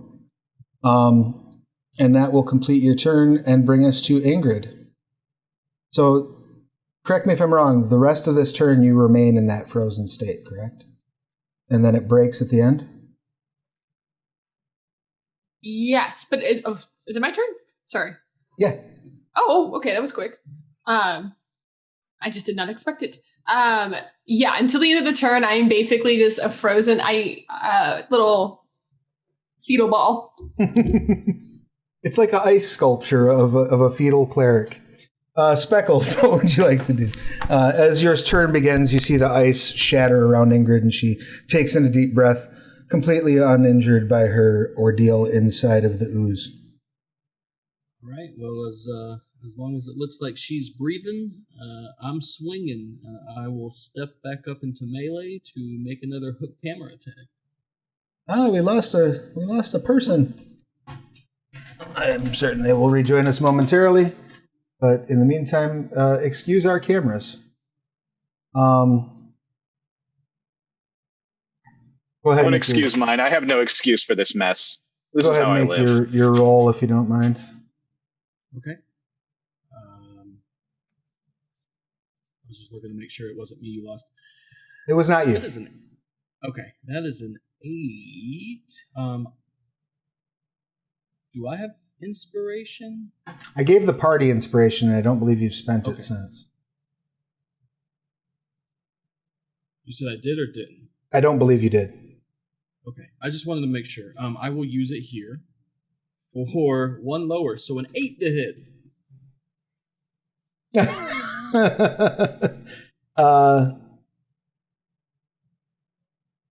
Unfortunately, Should be praying to the dice gods, not the ice gods. 8 to hit, you say? You hit. Yes, 8. You absolutely hit. Hey! This thing is not particularly spry. So you're able to tag it. Right. Go ahead and drop that. Bring the hammer down. 4 bludgeoning. Excellent. You And, beat some ice loose from it? Yep. I'll stay here. I'll stay in melee with it this turn. That's my turn. All right. Give me half a second here to see if I've got communications from our good friend who has joined the choir invisible. Travis, he just reached out to me. His laptop froze, so we had to restart it. Okay, so he'll be back momentarily. He should be. Technical difficulties. That happens. That's what we say on this channel. But we can press on. Let's see. So, whilst we are doing that, that would bring us to Einar. And Einar... All right. So I think if I were to run around, that would do a attack of opportunity, right? If I were to run away. Here's if you move away without disengaging, yes. Okay. So I've noticed that it is kind of immune to piercing, or at least resistant to piercing. It appears to be somewhat, yes. Yeah. Well, all of my weapons are piercing. So I'm not planned well for this moment. So here's what I'm going to do. I'm going to disengage and back up first. Okay. Then, once I am pretty sure I'm beyond its hit range, I am going to cast Filch. Filch allows me to grab an item that was within sight. Yes. And I am going to grab the largest bone from the pile. Beautiful. Okay. To turn it into a makeshift bludgeoning weapon for next turn. I love it. So that's my turn. And Filch is bonus, right? Filch is like you can steal an item. Right. I mean, it's a bonus action to cast, right? Is it? No, I just checked. It's one action. Is it one action? Okay. Yeah. So it counts. That's basically like I move and then I act, and then. So you are going to risk the opportunity attack. I guess I am. I guess I am. It's just a pseudopod. There's worse things could happen. Welcome back. Can't count me out yet, Chief. You know, I've been on dates where they said it's just a pseudopod. I don't trust those words anymore. Exactly. It's a wise philosophy to have. And give me just a moment as I fix everybody's cameras. But welcome back. It is your turn. You showed up just in time. There we go. Everything should be much better now. Sorry Awesome. about that. All right. So 11 does not hit you. Is that correct, Speckles? Or not Speckles. I'm sorry. Einar. It does not, especially because I actually checked and the numbers were wrong on my AC because I have armor and I didn't realize it. So it misses. Beautiful. Fortunate for you. You've altered the arrangement. I shall pray you don't alter it further. That brings us to... I mean, my character was wearing the armor. The AC just wasn't calculated that way. That's fair. Bring us to the ooze. So, being that it is quite perturbed at the escape of Ingrid, it's going to move forward and try to engulf both of y'all. So I need both of you to make a dexterity saving throw, both Ingrid and Dagmir. Oh, God. Frelia, take the wheel.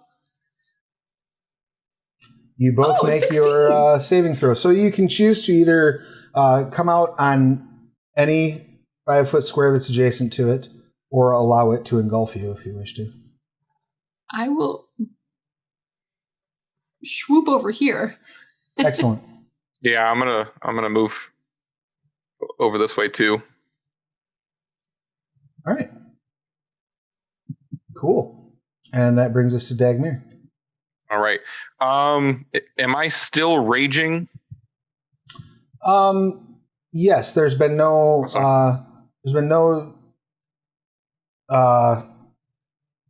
condition that would make your rage end at this point. Awesome. Okay. And all right. Well, it's Glaive time. That'll hit. For 9. Excellent. You take a chunk out of its back. Again, more ice flings to the side. Ingrid. Okay, I will cast Sacred Flame. Need to make a dex save of 13. Okay. See if it can do it.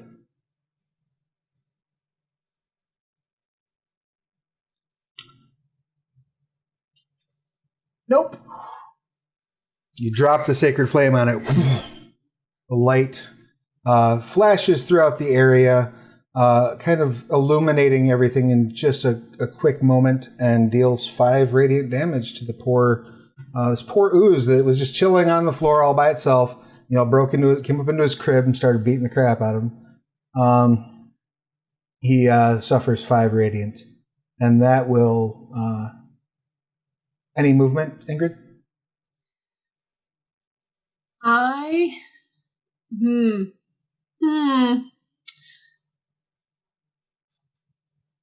Double checking something really quick.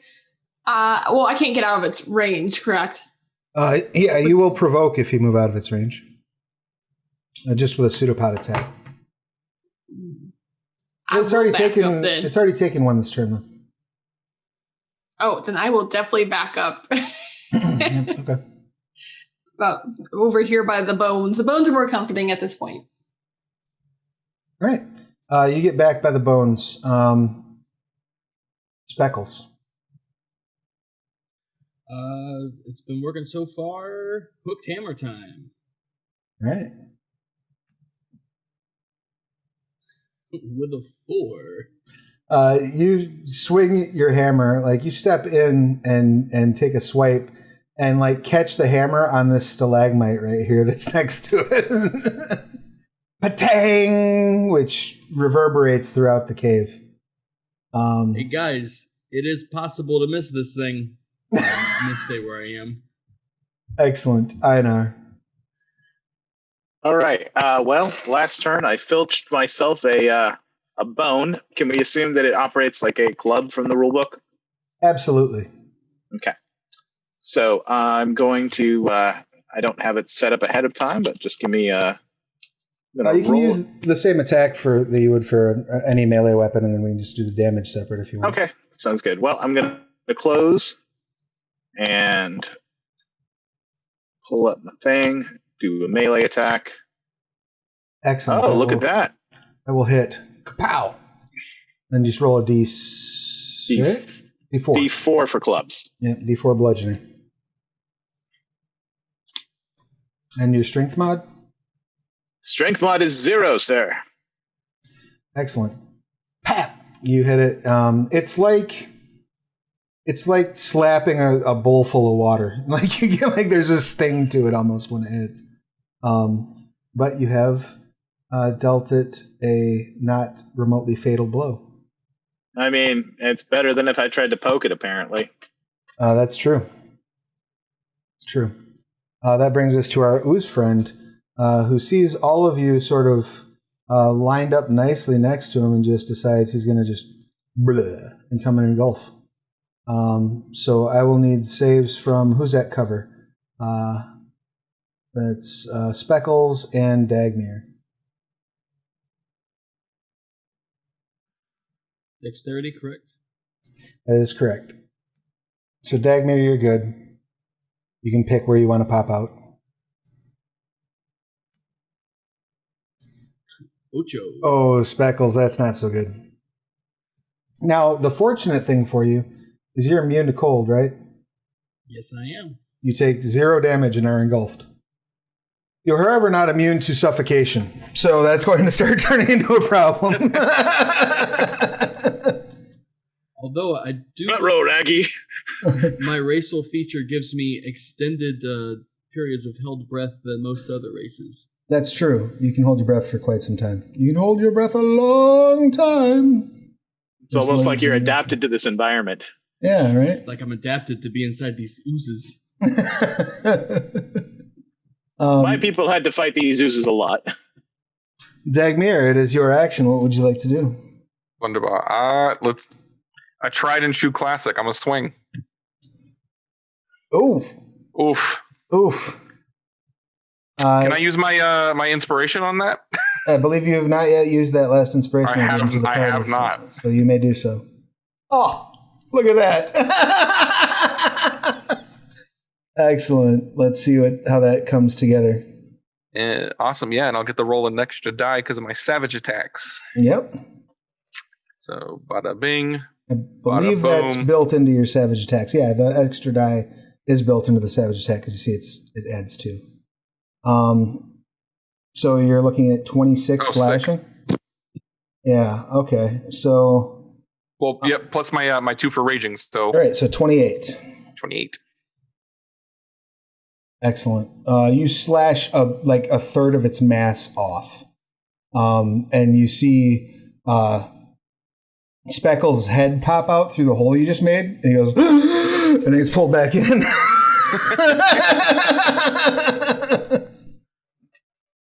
Hang in there, little friend. Ingrid, what would you like to do?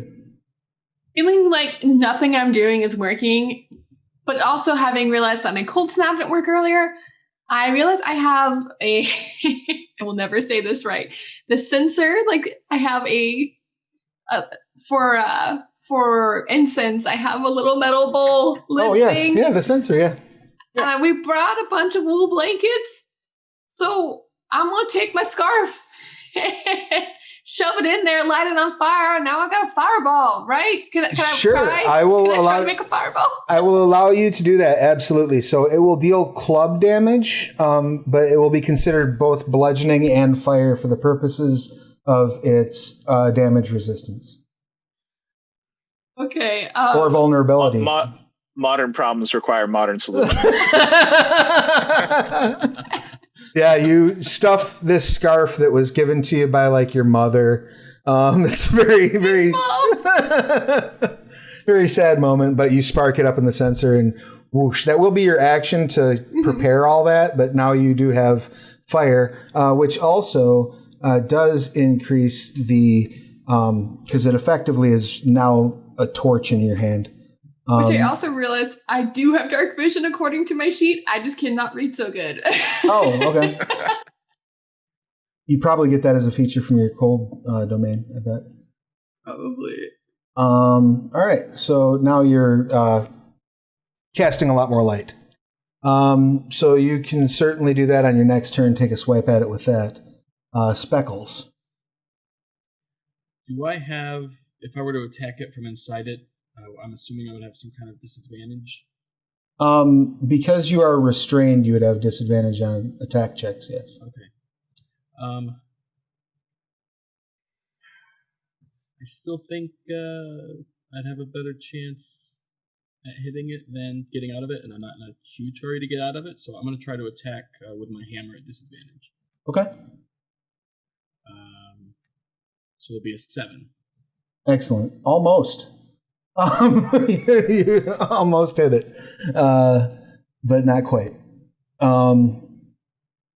You just can't quite get a good amount of stank on that swing.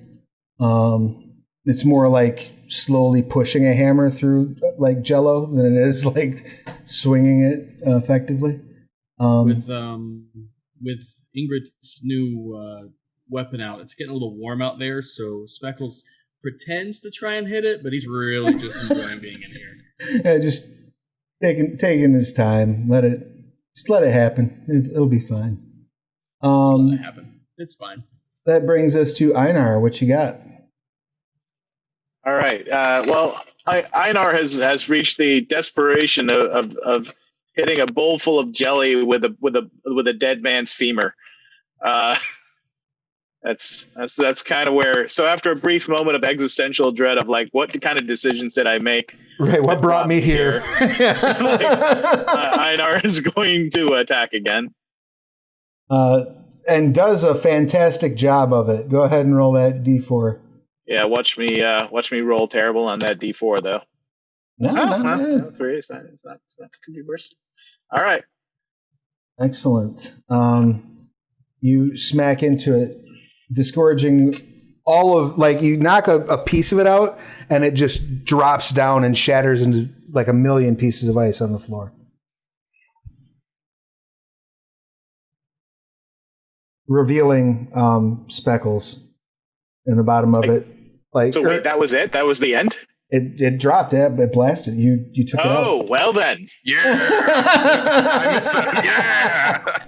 Ingrid is still kind of hyped with the adrenaline of it, and it's just gonna go over and beat its remains. That's my friend. Wait a minute, I'm still in here. Hold on. You go in, you're beating on this. You're beating on this pile of ice. And as you look over, as you're walking over and beating on this pile of ice, you see a huge pile of supplies stacked up down in the lower section of the cave, neatly, as if all of the things that this caravan would have been carrying have been stored over here. And I pause in my beatings. That seems a little more methodical than Murder Ice Jam was with us. Murder Ice Jam is too long, Dave. Hey, we don't know. Maybe they like Tetris. They like stacking stuff nicely.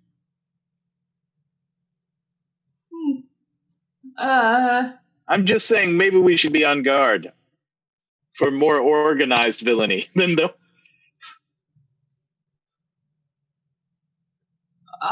We don't see any pigs over there? No, oink oink, y'all. You do not see any pigs. You do hear of some footsteps coming from deeper into the cave to your north. Shit, oink oink. Oink. And as you look over, you see See here, oink oink. a dwarven man. But I need you all to go ahead and make a perception check if you don't mind.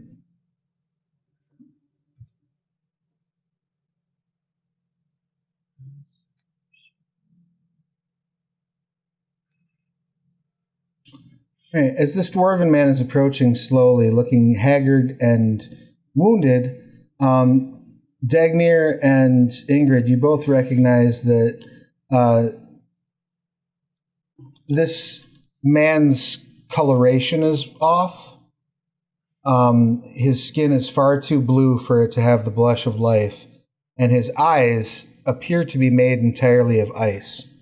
You recognize this as the simulacrum, thank you, of a ice warden, which is a specific type of ooze that will take the shape, it will engulf a person, take the shape of that person, and take a limited control of their memories and skills, and then wander around as a duplicate of that being. That's a bipedal ooze? No an ooze could walk?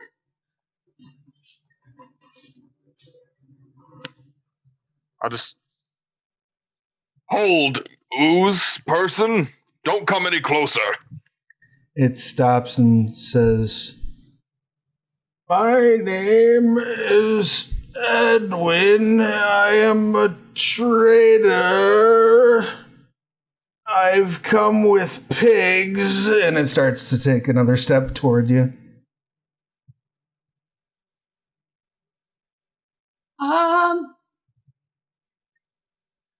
Can I do like an insight check to see like if this thing is coming at us in an aggressive fashion? I don't know. Yeah, go ahead and make an insight.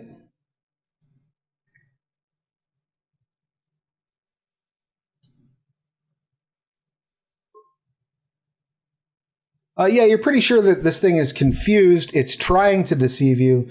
and it looks like maybe it hasn't fully finished its metamorphosis yet, so it doesn't like know what, like it's trying to find the right words and it's trying to find the way to act like it the host, but it's failing to do so. Ooze out, glaive out. I got my fireball, wielding it like a granny with a purse. All right. It takes another step up to you and starts reaching out for Einar, like, trying to grasp at you. Little jab. You can give it a poke? Yeah. All right. Go ahead and make that attack check, please.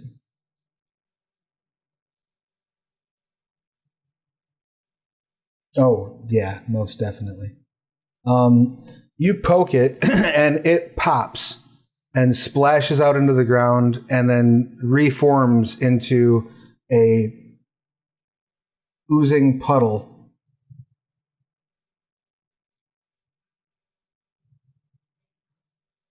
That takes, again, sort of pops up in a shape, but this time almost like the outline of the being made in ice. Oof. And it immediately turns on its heel and starts to try to run away. How fast? How does it move? I guess It seems to be moving at about the speed you'd expect a dwarf to move. Would you like to try to intercept it? Yes, I would like to beat it with my flaming burst.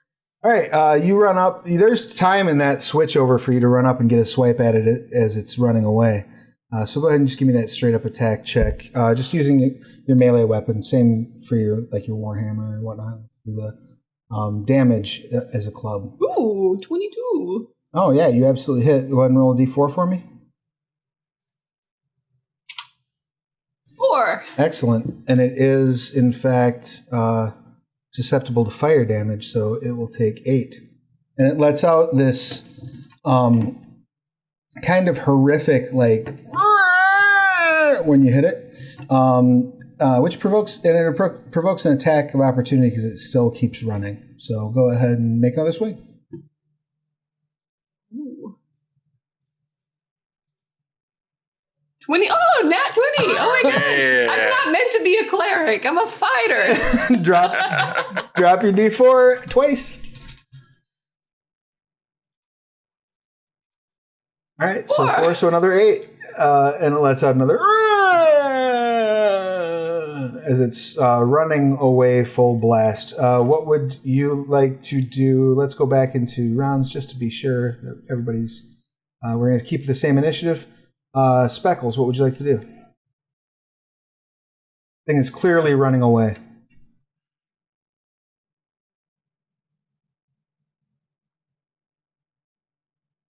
I think I would just start moving in the direction it's moving, but I'm not going to make an attack. Instead, I'm going to try and see if I can figure out like which way it's going to go, because I know that this cave like splits 2 different ways. Right. And see if it like, so let me see, let me move myself. 5, 10, 15, 20, 25, 30, I believe. Let's go there. And then just look around and see if it has other allies within my limited sight with my candle. You certainly don't see anything. Okay. It seems to be making its way for the door.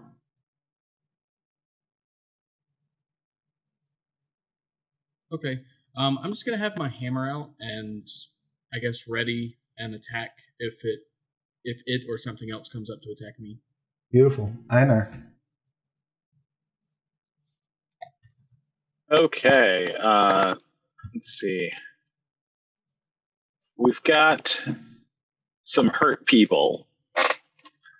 I am going to turn to Dagmir because I'm right next to Dagmir. And I am going to use comforting words. the bardic inspiration, and I'm gonna put my hand on Dagmir's shoulder and be like, "It's okay. You're not gonna get swallowed again." Wow, And those words were really comforting. Thanks. yeah. So that is. Apparently I did that wrong, so I'll just press the D6 button twice. Yeah, you forgot the parentheses. Oh, the parentheses. Yeah. There it is. All right, let me just edit that real quick. So that's 6 temporary hit points. I'll take it. Thank you. All right, Excellent. and that's my turn. And this ice warden continues dashing out the doors. And you can see as it hits the open air of the entryway, it sort of loses cohesion and just drops fluid onto the ground and starts pouring down the hill outside of the cave mouth.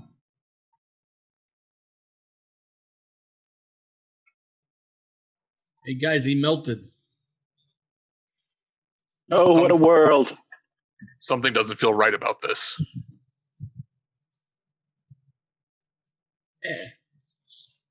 You want to make a nature check, our ranger? Yeah, I would love to make a check. Nature is intelligence. 20. Oh, beautiful. So you're aware that these ice wardens, when left to their own devices, they prefer to attack people who are already wounded or otherwise incapacitated.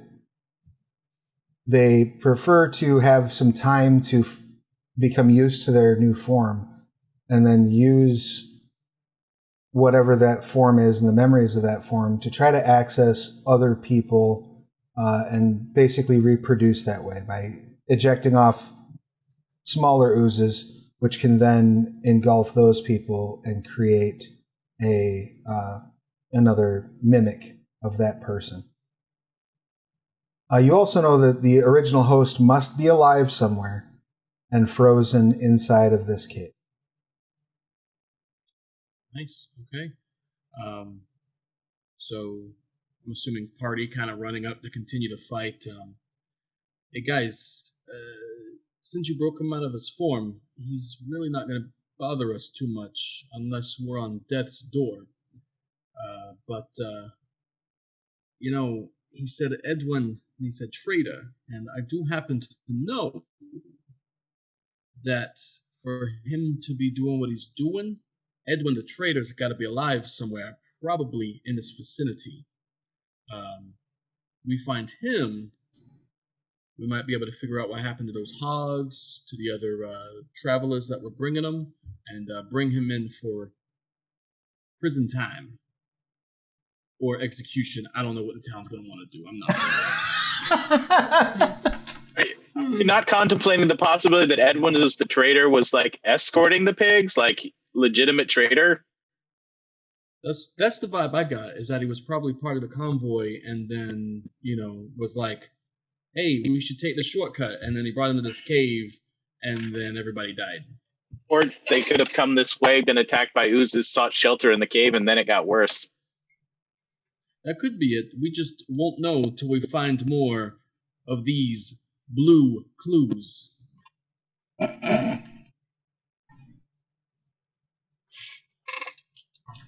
You're not the only guy with jokes, Mr. Drum Man. I think everyone should arm themselves with fire. No, thank you. We'll give you a big fire stick. I mean, maybe we'll get you, a big reach. Nah, I got a hammer. Oh, you could have a flaming hammer. I'd rather not. Do we have any oil? We have blankets. Woo! I like blankets. I would prefer not to set too many blankets on fire. Let's explore a little. She feeds her little flaming purse a little bit more. All right, but just saying it seemed to work. Wouldn't mind a little fire on my glaive. That'd be pretty pretty awesome. Start like rapping. Yeah. I'm blanket around it. Ha! Fire. Chika. Well, I don't have any torch oil personally, so. This is the best. I don't know how well it burns. It's a wool blanket, but we go for it. One way to find out. I mean, it's flammable.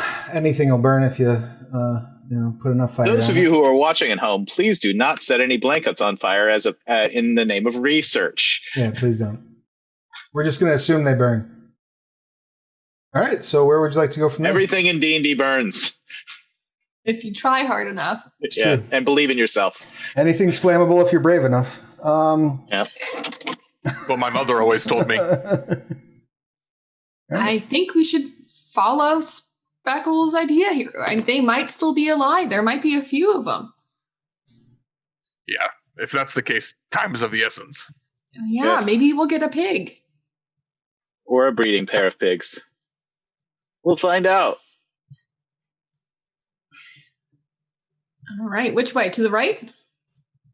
Yeah, let's go up to the right. Okay. I move up to this edge and kind of, with my eyes, peer in, hoping Right. I can see something. You do see a couple things. One, you see another patch of ice that's rather sus over here on the floor. And two, you do sort of see the shoulder of a dwarven individual kind of poking out behind this stalagmite here. So Which- this is the sus right here, though? Yes. Oh, there Yes, that is that looks exactly like the last patch of ice that got up and started walking around. we go. Does it seem to be moving at all? Can I do I'll do a Yeah. less smooth, stop motion? Sure. It doesn't seem to react to you. And I'll point and then start smushing myself against the wall and kind of shimmying around it towards the dwarf. Excellent. The rest of you? Yeah, I'm going to follow suit. Yeah. Excellent. You get up into this larger follow. room, and you see there is the one dwarven man. There's another pile of bones back here in blood. And there's the one dwarven man who is completely encased in ice, almost looking the way Ingrid did when Ingrid used that shield on herself. Hey, how long does that shield last, by the way, Ingrid? Oh, approximately 10 seconds. And it looks similar. I don't really think it's quite, hold on. And I put my ear down, I can even hear a sound from ice. And then I pull out my war hammer and just slightly, like I'm cracking an egg. It might take a while. I don't know if this is going to work, but I'm trying to not kill him. Very slowly starts chipping away at this layer of ice. Unless anyone has a better idea. Jaren is slightly chipping away at this ice.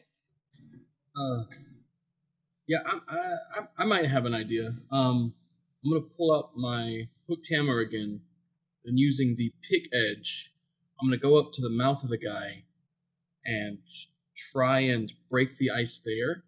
Okay. And if I can, I'm going to then cast Goodberry. Nice. All right. Go ahead and give me a dexterity check. Okay. Dexterity. Nope, I don't think that's a roll. Yeah, that's just the ability.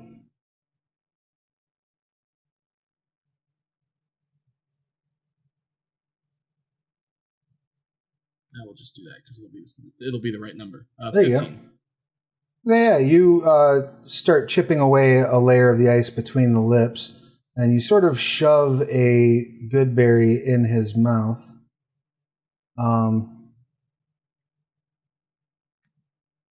You don't see an immediate response to that.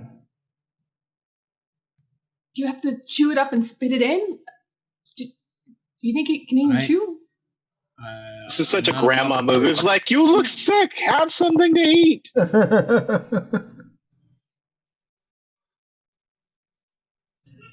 Well, that's all I got. You can each make a Arcana check if you like. Sure. I have 9 berries left. Spicy 8. Nice.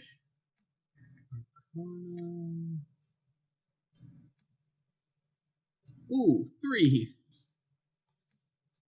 11. Dagmir, the barbarian, coming up with all these, all this deep knowledge. He's got the deep. I'm a resourceful orc here. So you're aware of a little bit about how ice wardens work. Probably through oral traditions you've heard from the orcs who you've spoken with in your travels. And when the ice warden duplicates someone, they effectively petrify it.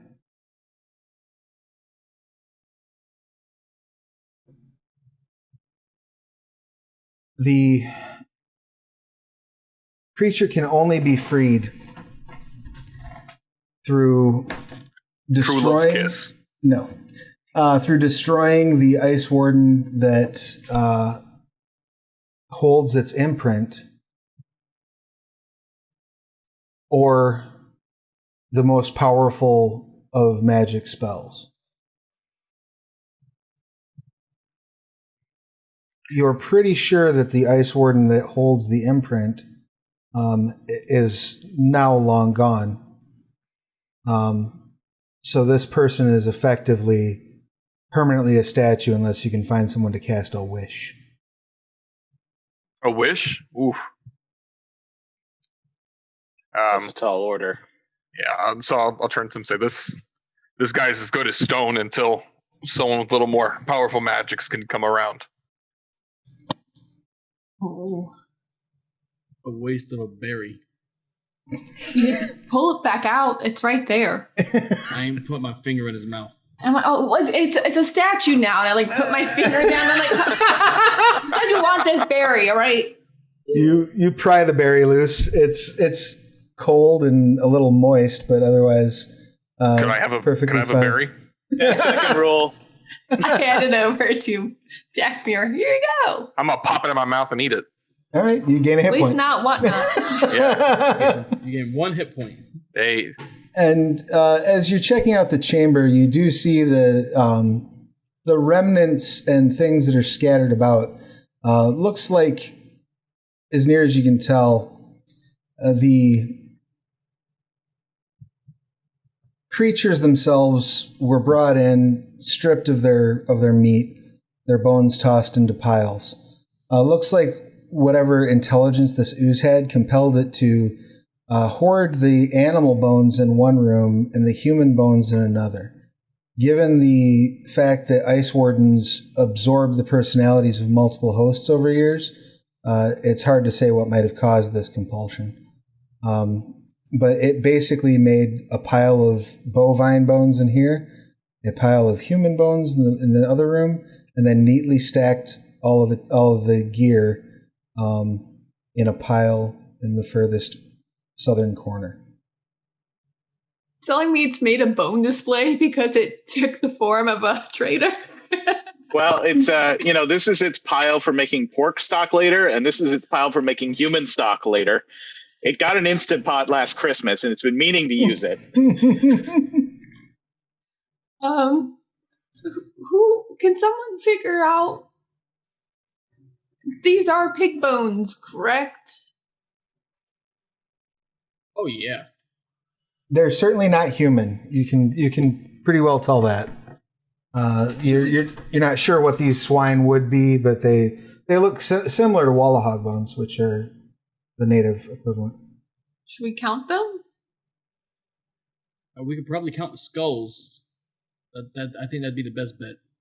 Oh, you're guys right. They have 4 legs, but hopefully only 1 head. But I've never seen southern pig, so maybe they have 2 heads. Maybe instead of doing that, we should finish exploring the cave. Fair enough. Just saying. All right, Mr. Explorer over here. Further in we go. Watch out for weird ice piles. Well, You start walking in further. You do see that there's what looks like a broken table laying on the floor, just sort of in the middle of nowhere. But other than that, this room is basically empty.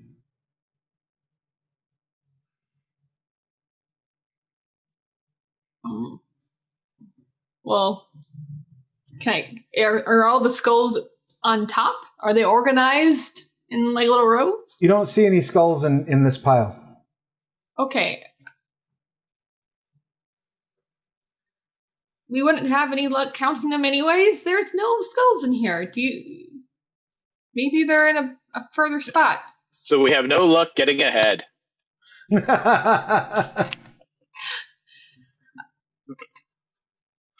Is there anything weird about this table other than the fact that it's a weird table? It's weird. It's broken. It's sitting in the middle of the room. You want to go inspect it? I'll check it out. All right, go ahead and make an investigation check.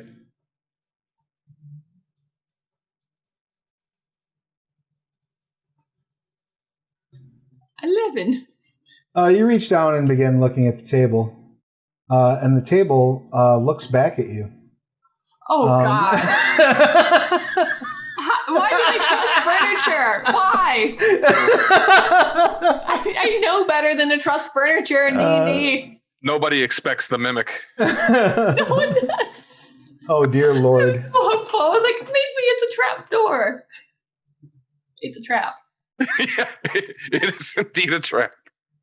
I don't know how that wasn't totally obvious. 12 on its first attempt, but it should have advantage because you're surprised. I am surprised. Does a 20 get you? Yes. All right. Not this time. You will take 10 piercing. Plus 7 acid. As it opens a pair of like strange ooze-like eyes, and a tongue shoots out and just wraps around your head and pulls you into its mouth. Oh God! Oh Help! So we'll just Why keep is things... everything in this cave trying to swallow us? We'll just keep things on the same initiative. Ingrid, what would you like to do? Can I get out of its mouth? You can certainly try. You'll need to make a contested strength check against it. Oh God.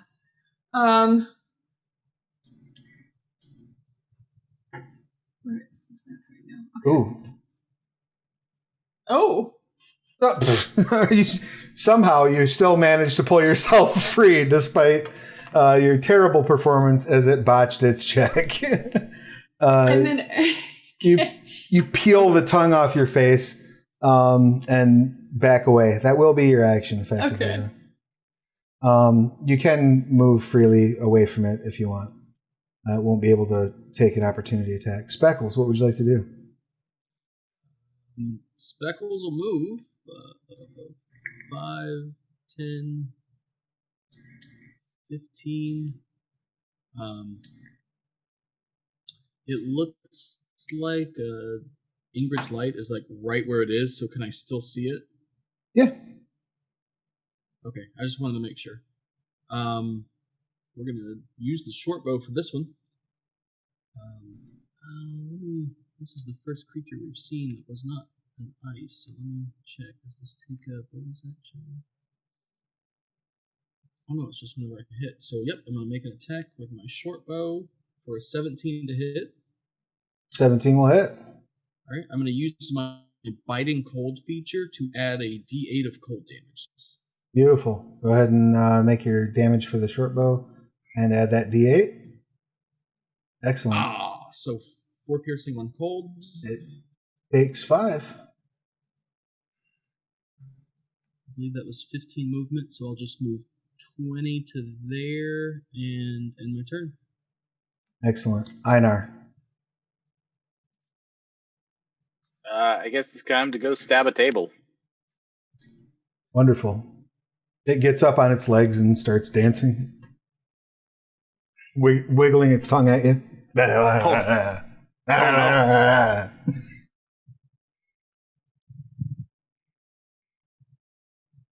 Someone should teach it table manners. Ha ha ha ha! 15 absolutely hits. Go ahead and roll your damage. Oh, sorry, that was not it. There we go. All right. All right. It takes 7 as you stab it, and it lets out a squeal. Sounds almost pig-like in its squealing. That brings us to the mimic, which is going to lunge forward and try to grab you with its pseudopod. A lot of pseudopods in this game. There are a lot of pseudopods.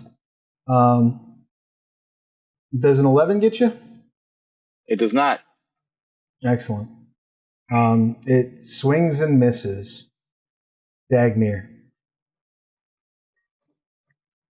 Speckles, could you feed it a good berry and see if it will leave us alone? You're really cranky, Mimic. Have you had anything to eat? Yeah. Have a good berry.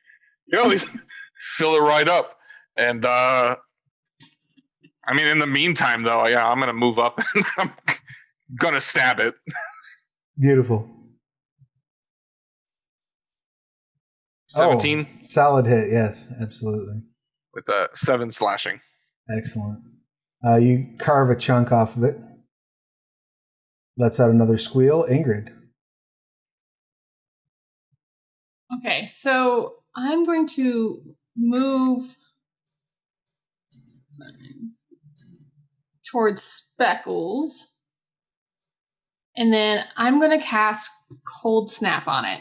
Beautiful. And it needs to make a dex save, correct? Mm-hmm. It does. All right, let's see how that goes for it. Failure. It fails it. It will take 4 cold and has disadvantage on dex saves and attack rolls until it's the end of its next turn. Indeed. And cold snap's no joke.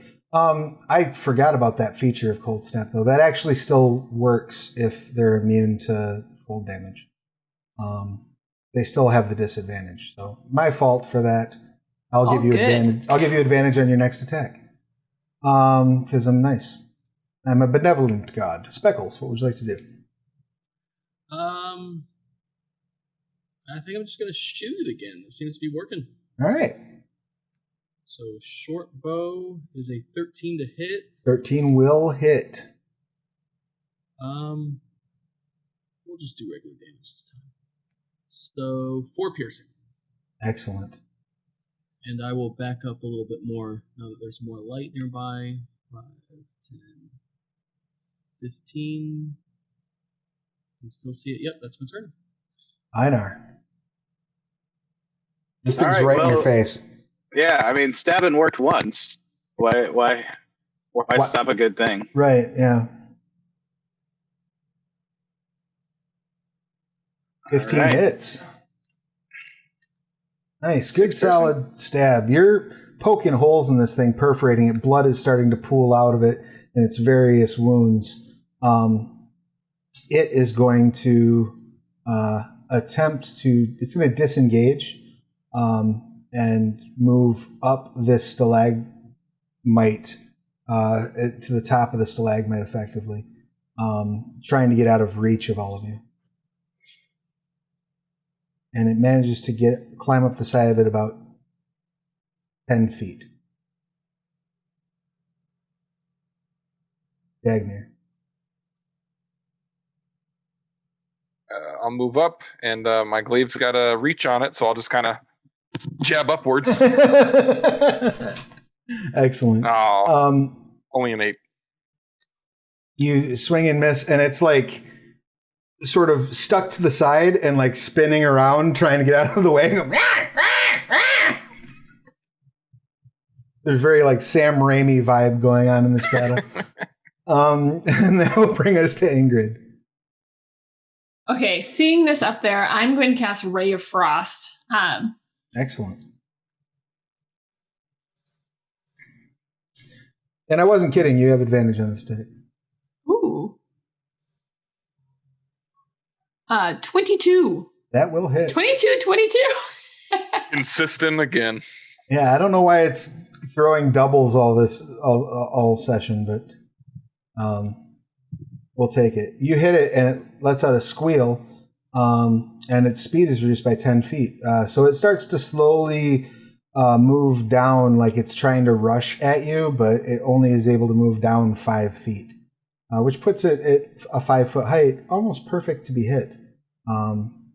Beckles, what would you like to do? Fire a shot. All right. That is only an 11. Just misses. Okay. Noble attempt. Einar.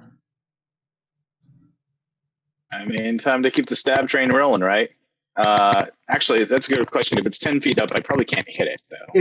It's come down 5. It was going to try to move its full 15 down, but it got Ray Frosted. So it's like 5 feet above the ground. You can absolutely hit it. Well, then I'm going to continue swatting it like it's a spider, and I've got a broom. Excellent. 12 is exactly what you need to hit. Well, then. So whopping 3 piercing. Could be worse. It was a noble attempt. Now it is able to sort of fling itself onto the nearest opponent, which would be Dagmir. So it's going to try to make a bite at you, Dagmir. Is a 15 hit? 15 hits. All right. You will take 10 piercing and 2 acid as it leaps off the wall onto you, basically onto your face, and starts chewing. Oof. That brings us to your turn, Dagmir. What would you like to do?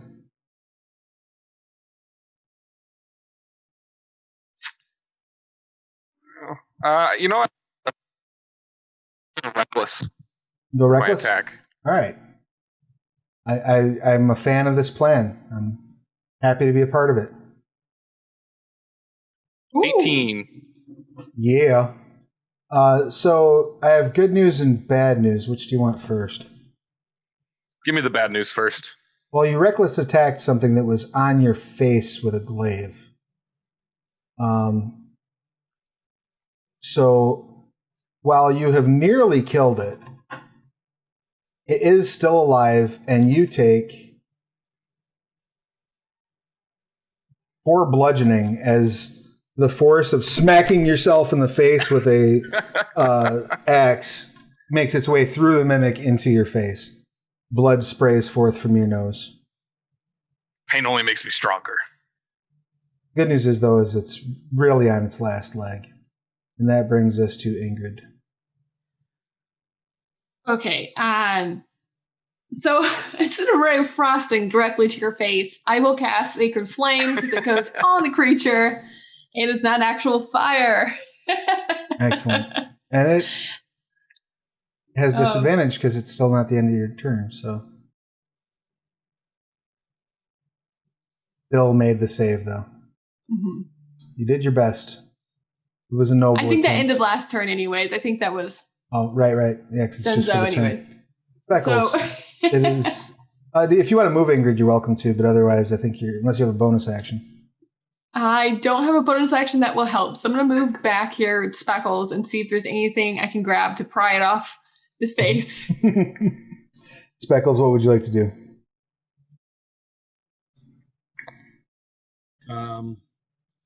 If you take a shot, please don't miss.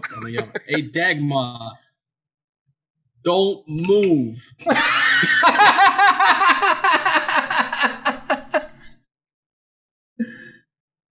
It's a 12. That's exactly what you needed to hit. Exactly what you needed to hit. For 7 piercing. So you feel this thing on your face go limp. And as it slides down you, like you see the arrow, like your eyes are drawn to the arrow that was sticking in, would have been right between your eyes had you not had a mimic on your face. I just give Speckles a thumbs up, like, good shot. Thanks for not moving. Fantastic. Teamwork. Makes the dream work. You've taken out the mimic. Now, Ingrid, with the light, you can see to the north of you another chamber opens up. Does anything look like furniture? Not immediately, though. There's something kind of boxy immediately north of the edge of your light.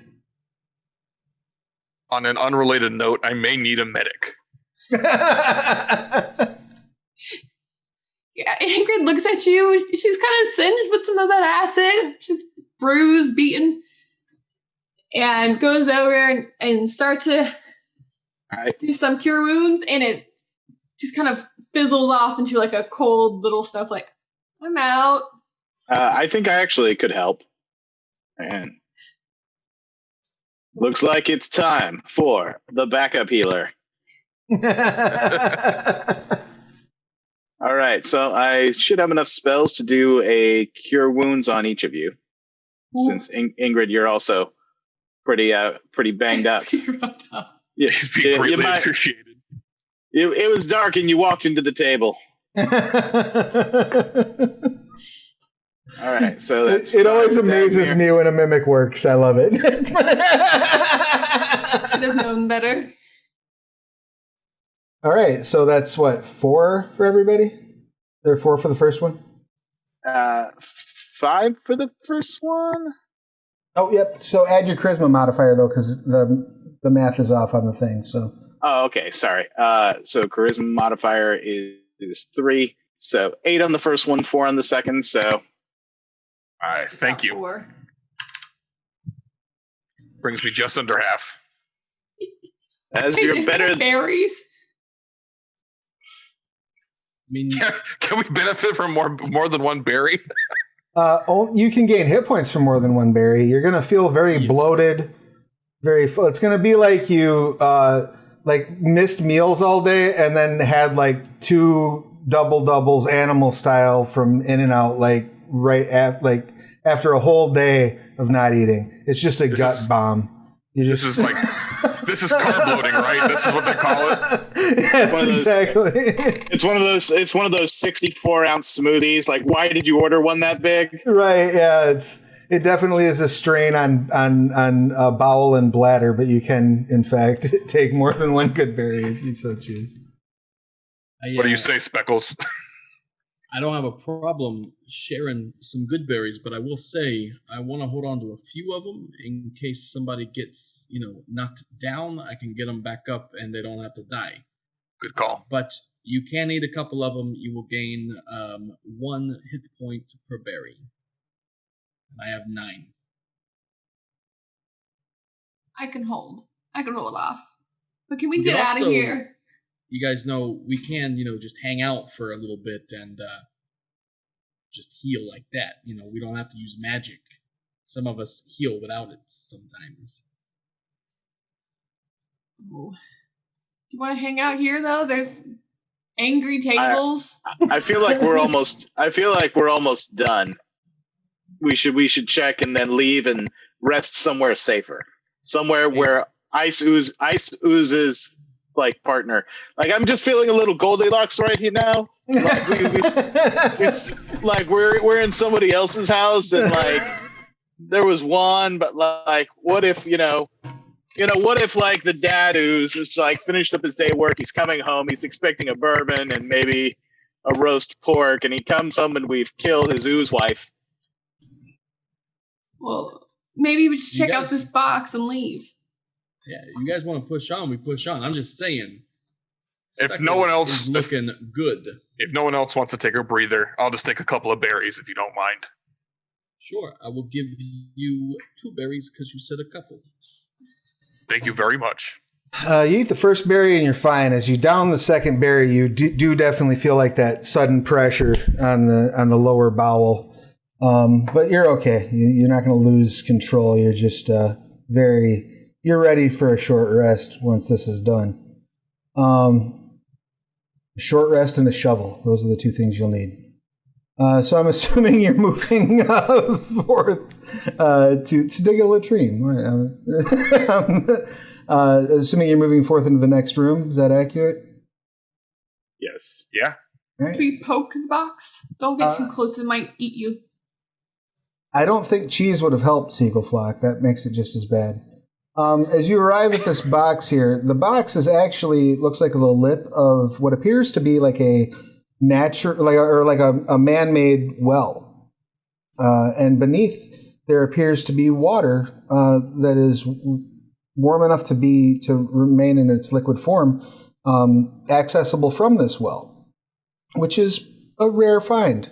Not a bad thing to have. Might have been something that the druids were setting up back in the day when when the obelisk was put in place.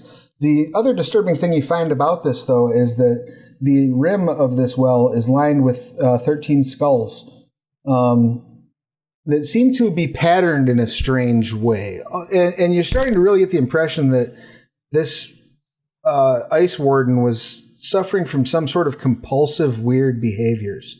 You also make note, I'm going to go ahead and give this to you because we're a little bit over the time we were planning on. You also notice that all of the clothing that the party of farmers and trade folk were wearing has been piled neatly in the northern end of the cave to create a makeshift bed, as if this ice warden felt that it would need a comfortable place to sleep.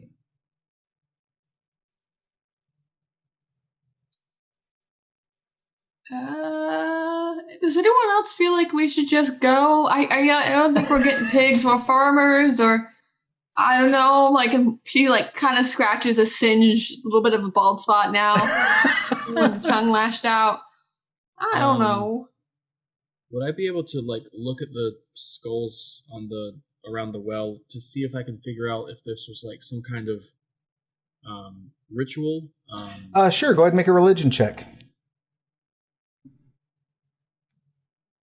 We do need to bring back some sort of evidence of what happened here. Yeah, but I don't want to be picking up these skulls if, a titan or an angry spirit's going to come out. Whoops, I hit nature. It's actually a 15. Okay. So as you're looking at it, it looks like almost like a mockery or a misremembered druidic ritual. Okay. So imagine if someone whose memory is failing them tried to put together, like some sort of a holy rite. They're definitely in a pattern. This looks like it's something that's meant to appease the Ushada, but it looks like it was halfway done and several important things were forgotten. Okay. And the skulls look bovine? They don't Yeah, look definitely are bovine skulls. Okay. Well, many of them still have meat on them. They tried to do something to appease the spirits here, but they've messed up, and I think it would be the best thing to just take this altar down before the spirits get too angry, and we can take the skulls as proof that everything is dead. We can maybe take one skull. How do you feel about, how easy would it be to take the frozen trader, just in case we can ever, just in case a powerful wizard passes through, and they're like, "Hey, I'll fix him up." I mean, if we can get him out of the ice, we do have a sled. I can pull it. I mean, he is not affixed to the floor by any method. Right. So we just kind of gently tip him onto the sled. That's what I'm saying. Yeah, we could do that. Maybe we come back. Maybe after all this, we get some more people and a lot more flame, and get Speckles a step back and just go to town. No, I'm just saying, if we take him back to town, then if that ice warden gets killed by something out in the wild, he's at least, one, he's in civilization at that point, not in some random cave with no way of getting back. And two, free statue for the town. It's true. So, win-win. Win-win. All right. Let's do it. Who would like to try to load this poor fella onto the sled? It cut out for me. What'd you say? Who would like to try to load this poor fellow onto the sled? I'll do it. I'm the Take the feet. I'm the big one. Give me a strength check. You may have advantage if your associate's going to help you, and don't botch.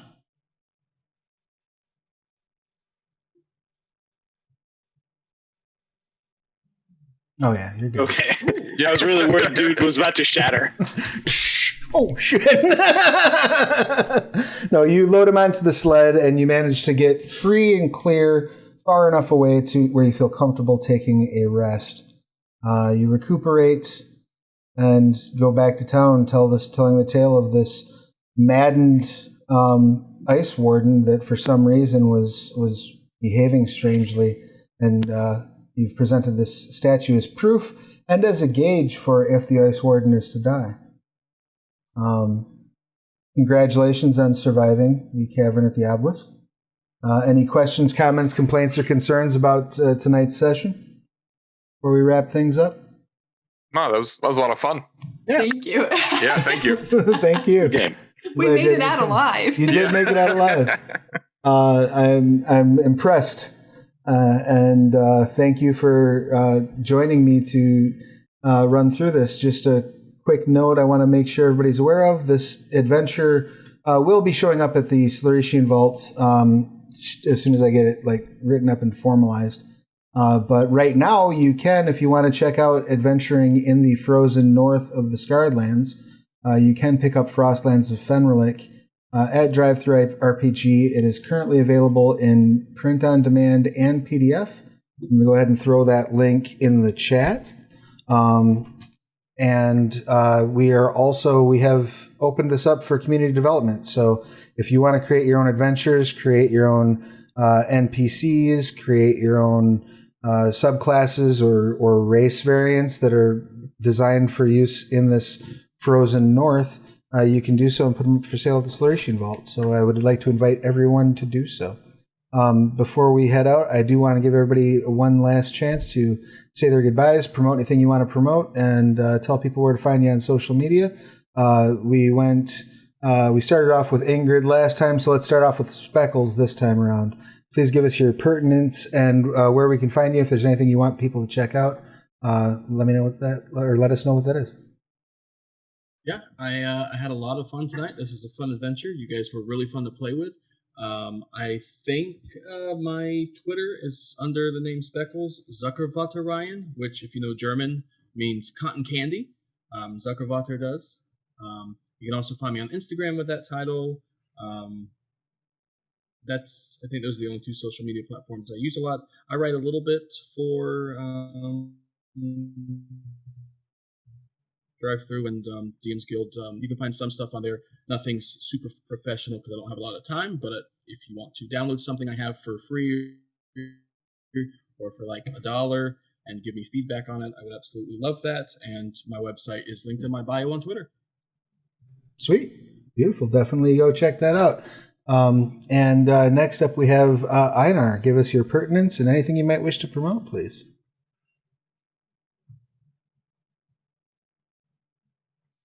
That would be you, Chris.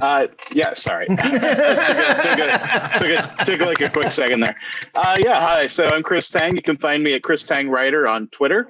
And creative projects that I'm involved in. I don't have any pending RPG stuff that's not coming out now, but you can find. I've been a freelance writer for a few different things, including Dystopia Rising Evolution, and I think we didn't quite get to my stretch goals on a Kickstarter recently, so sad face there.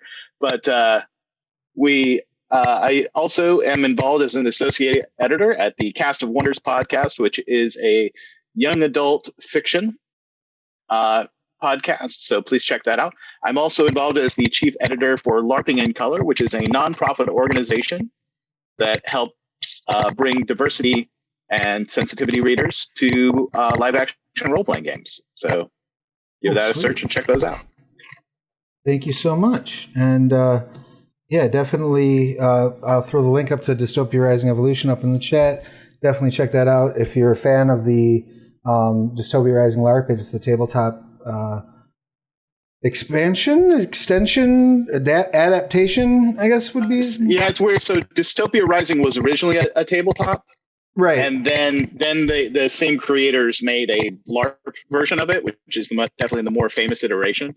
And so now the Onyx Path version is technically the second edition, especially because the first edition had a lot of mechanical DNA in common with the White Wolf storyteller system, But DR Evolution is under the story path system with Onyx Path, same as Trinity, Aberrant, Scion, those games. Yeah, it's fun stuff, and perfect for post-apocalyptic horror roleplay. Highly recommend it. Check it out. And then next up we have Dagmir. If you could, please give us your pertinence and anything you might wish to promote. So again, my name is Mike. You can find me at on Twitter at Michael Haney C. And a few things. I've worked on a few projects as an editor. Wow, I just totally blanked. The whole career went right out your mind. You're just like, no. Happens to me too. Like the Uncaged anthology, I was an editor on. I wrote an adventure for the Odyssey project. I've also written for Travis here for his a gazetteer for his Odyssey and Overlords. Yeah. And I recently put out my very first own personal adventure. You can find it linked in my Twitter. It's my pinned tweet. It's the Salt Crusted Wounds. Completely opposite of this. Nice and a nice, sunny, bright pirate adventure. Love it. So please check it out and leave me a bunch of feedback.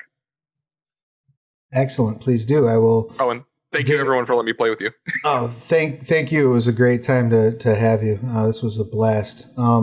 And last but most certainly not least, our dear sweet poor cleric who just was having a rough night, Ingrid. Give us your pertinence, please. Ingrid is questioning whether she's really cut out to be a cleric. You know, she certainly doesn't want to be a pig farmer. I can tell you that now. That's fair. Hi, Paige. Thank you for having me. You can find me on Twitter at D&D and Paige. You can find my works through pageforwardgaming.com, or you can find various systems that I have enjoy writing for. And yeah, no, this was great. Thank you so much for having me. It was I really am quite a fan of the cold cleric. I look forward to playing it a little bit more.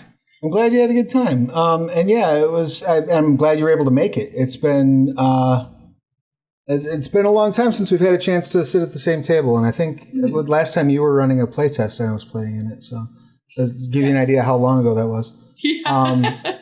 So it was. I'm really glad you were able to make it. I know you're a busy bee out there. So thank you for taking the time, and all of you playing. Thank you so much for joining us. This has been a huge fun deal for me. I'm happy to be able to show off the setting. And those of you who are watching, thank you for joining. Thank you, role players, for the raid. And if you do wind up picking up Frostlands of Fenrilik, please do let me know kind of what you think of it. Feel free to leave us ratings and reviews. You can follow me on social media. My name is, as it's spelled, pretty much everywhere on the internet. That's me. I will be back here on this channel tomorrow playing Scarred Lands in Scarred Lands: A Family Affair, which is the weekly game we run, and that's at 3 p.m. Eastern. And beyond that, I think my next game is another Scarred Lands game the following Wednesday, maybe? I'm around. You'll find me. I'm not hard to find. But thank you all so much for joining us. Any recommendations for raids? Oh, I found one. I think I know who we're gonna pop in on. Are they live? No, they just ended. I was gonna say we could hop in over at Devil's Luck, but they are done for the night. So yeah, I'll find us a reasonable raid while you're watching the back soon screen. And everybody, be good to yourselves and each other. Stay out of trouble. Wear a mask. Wash your hands. All right. Later, guys.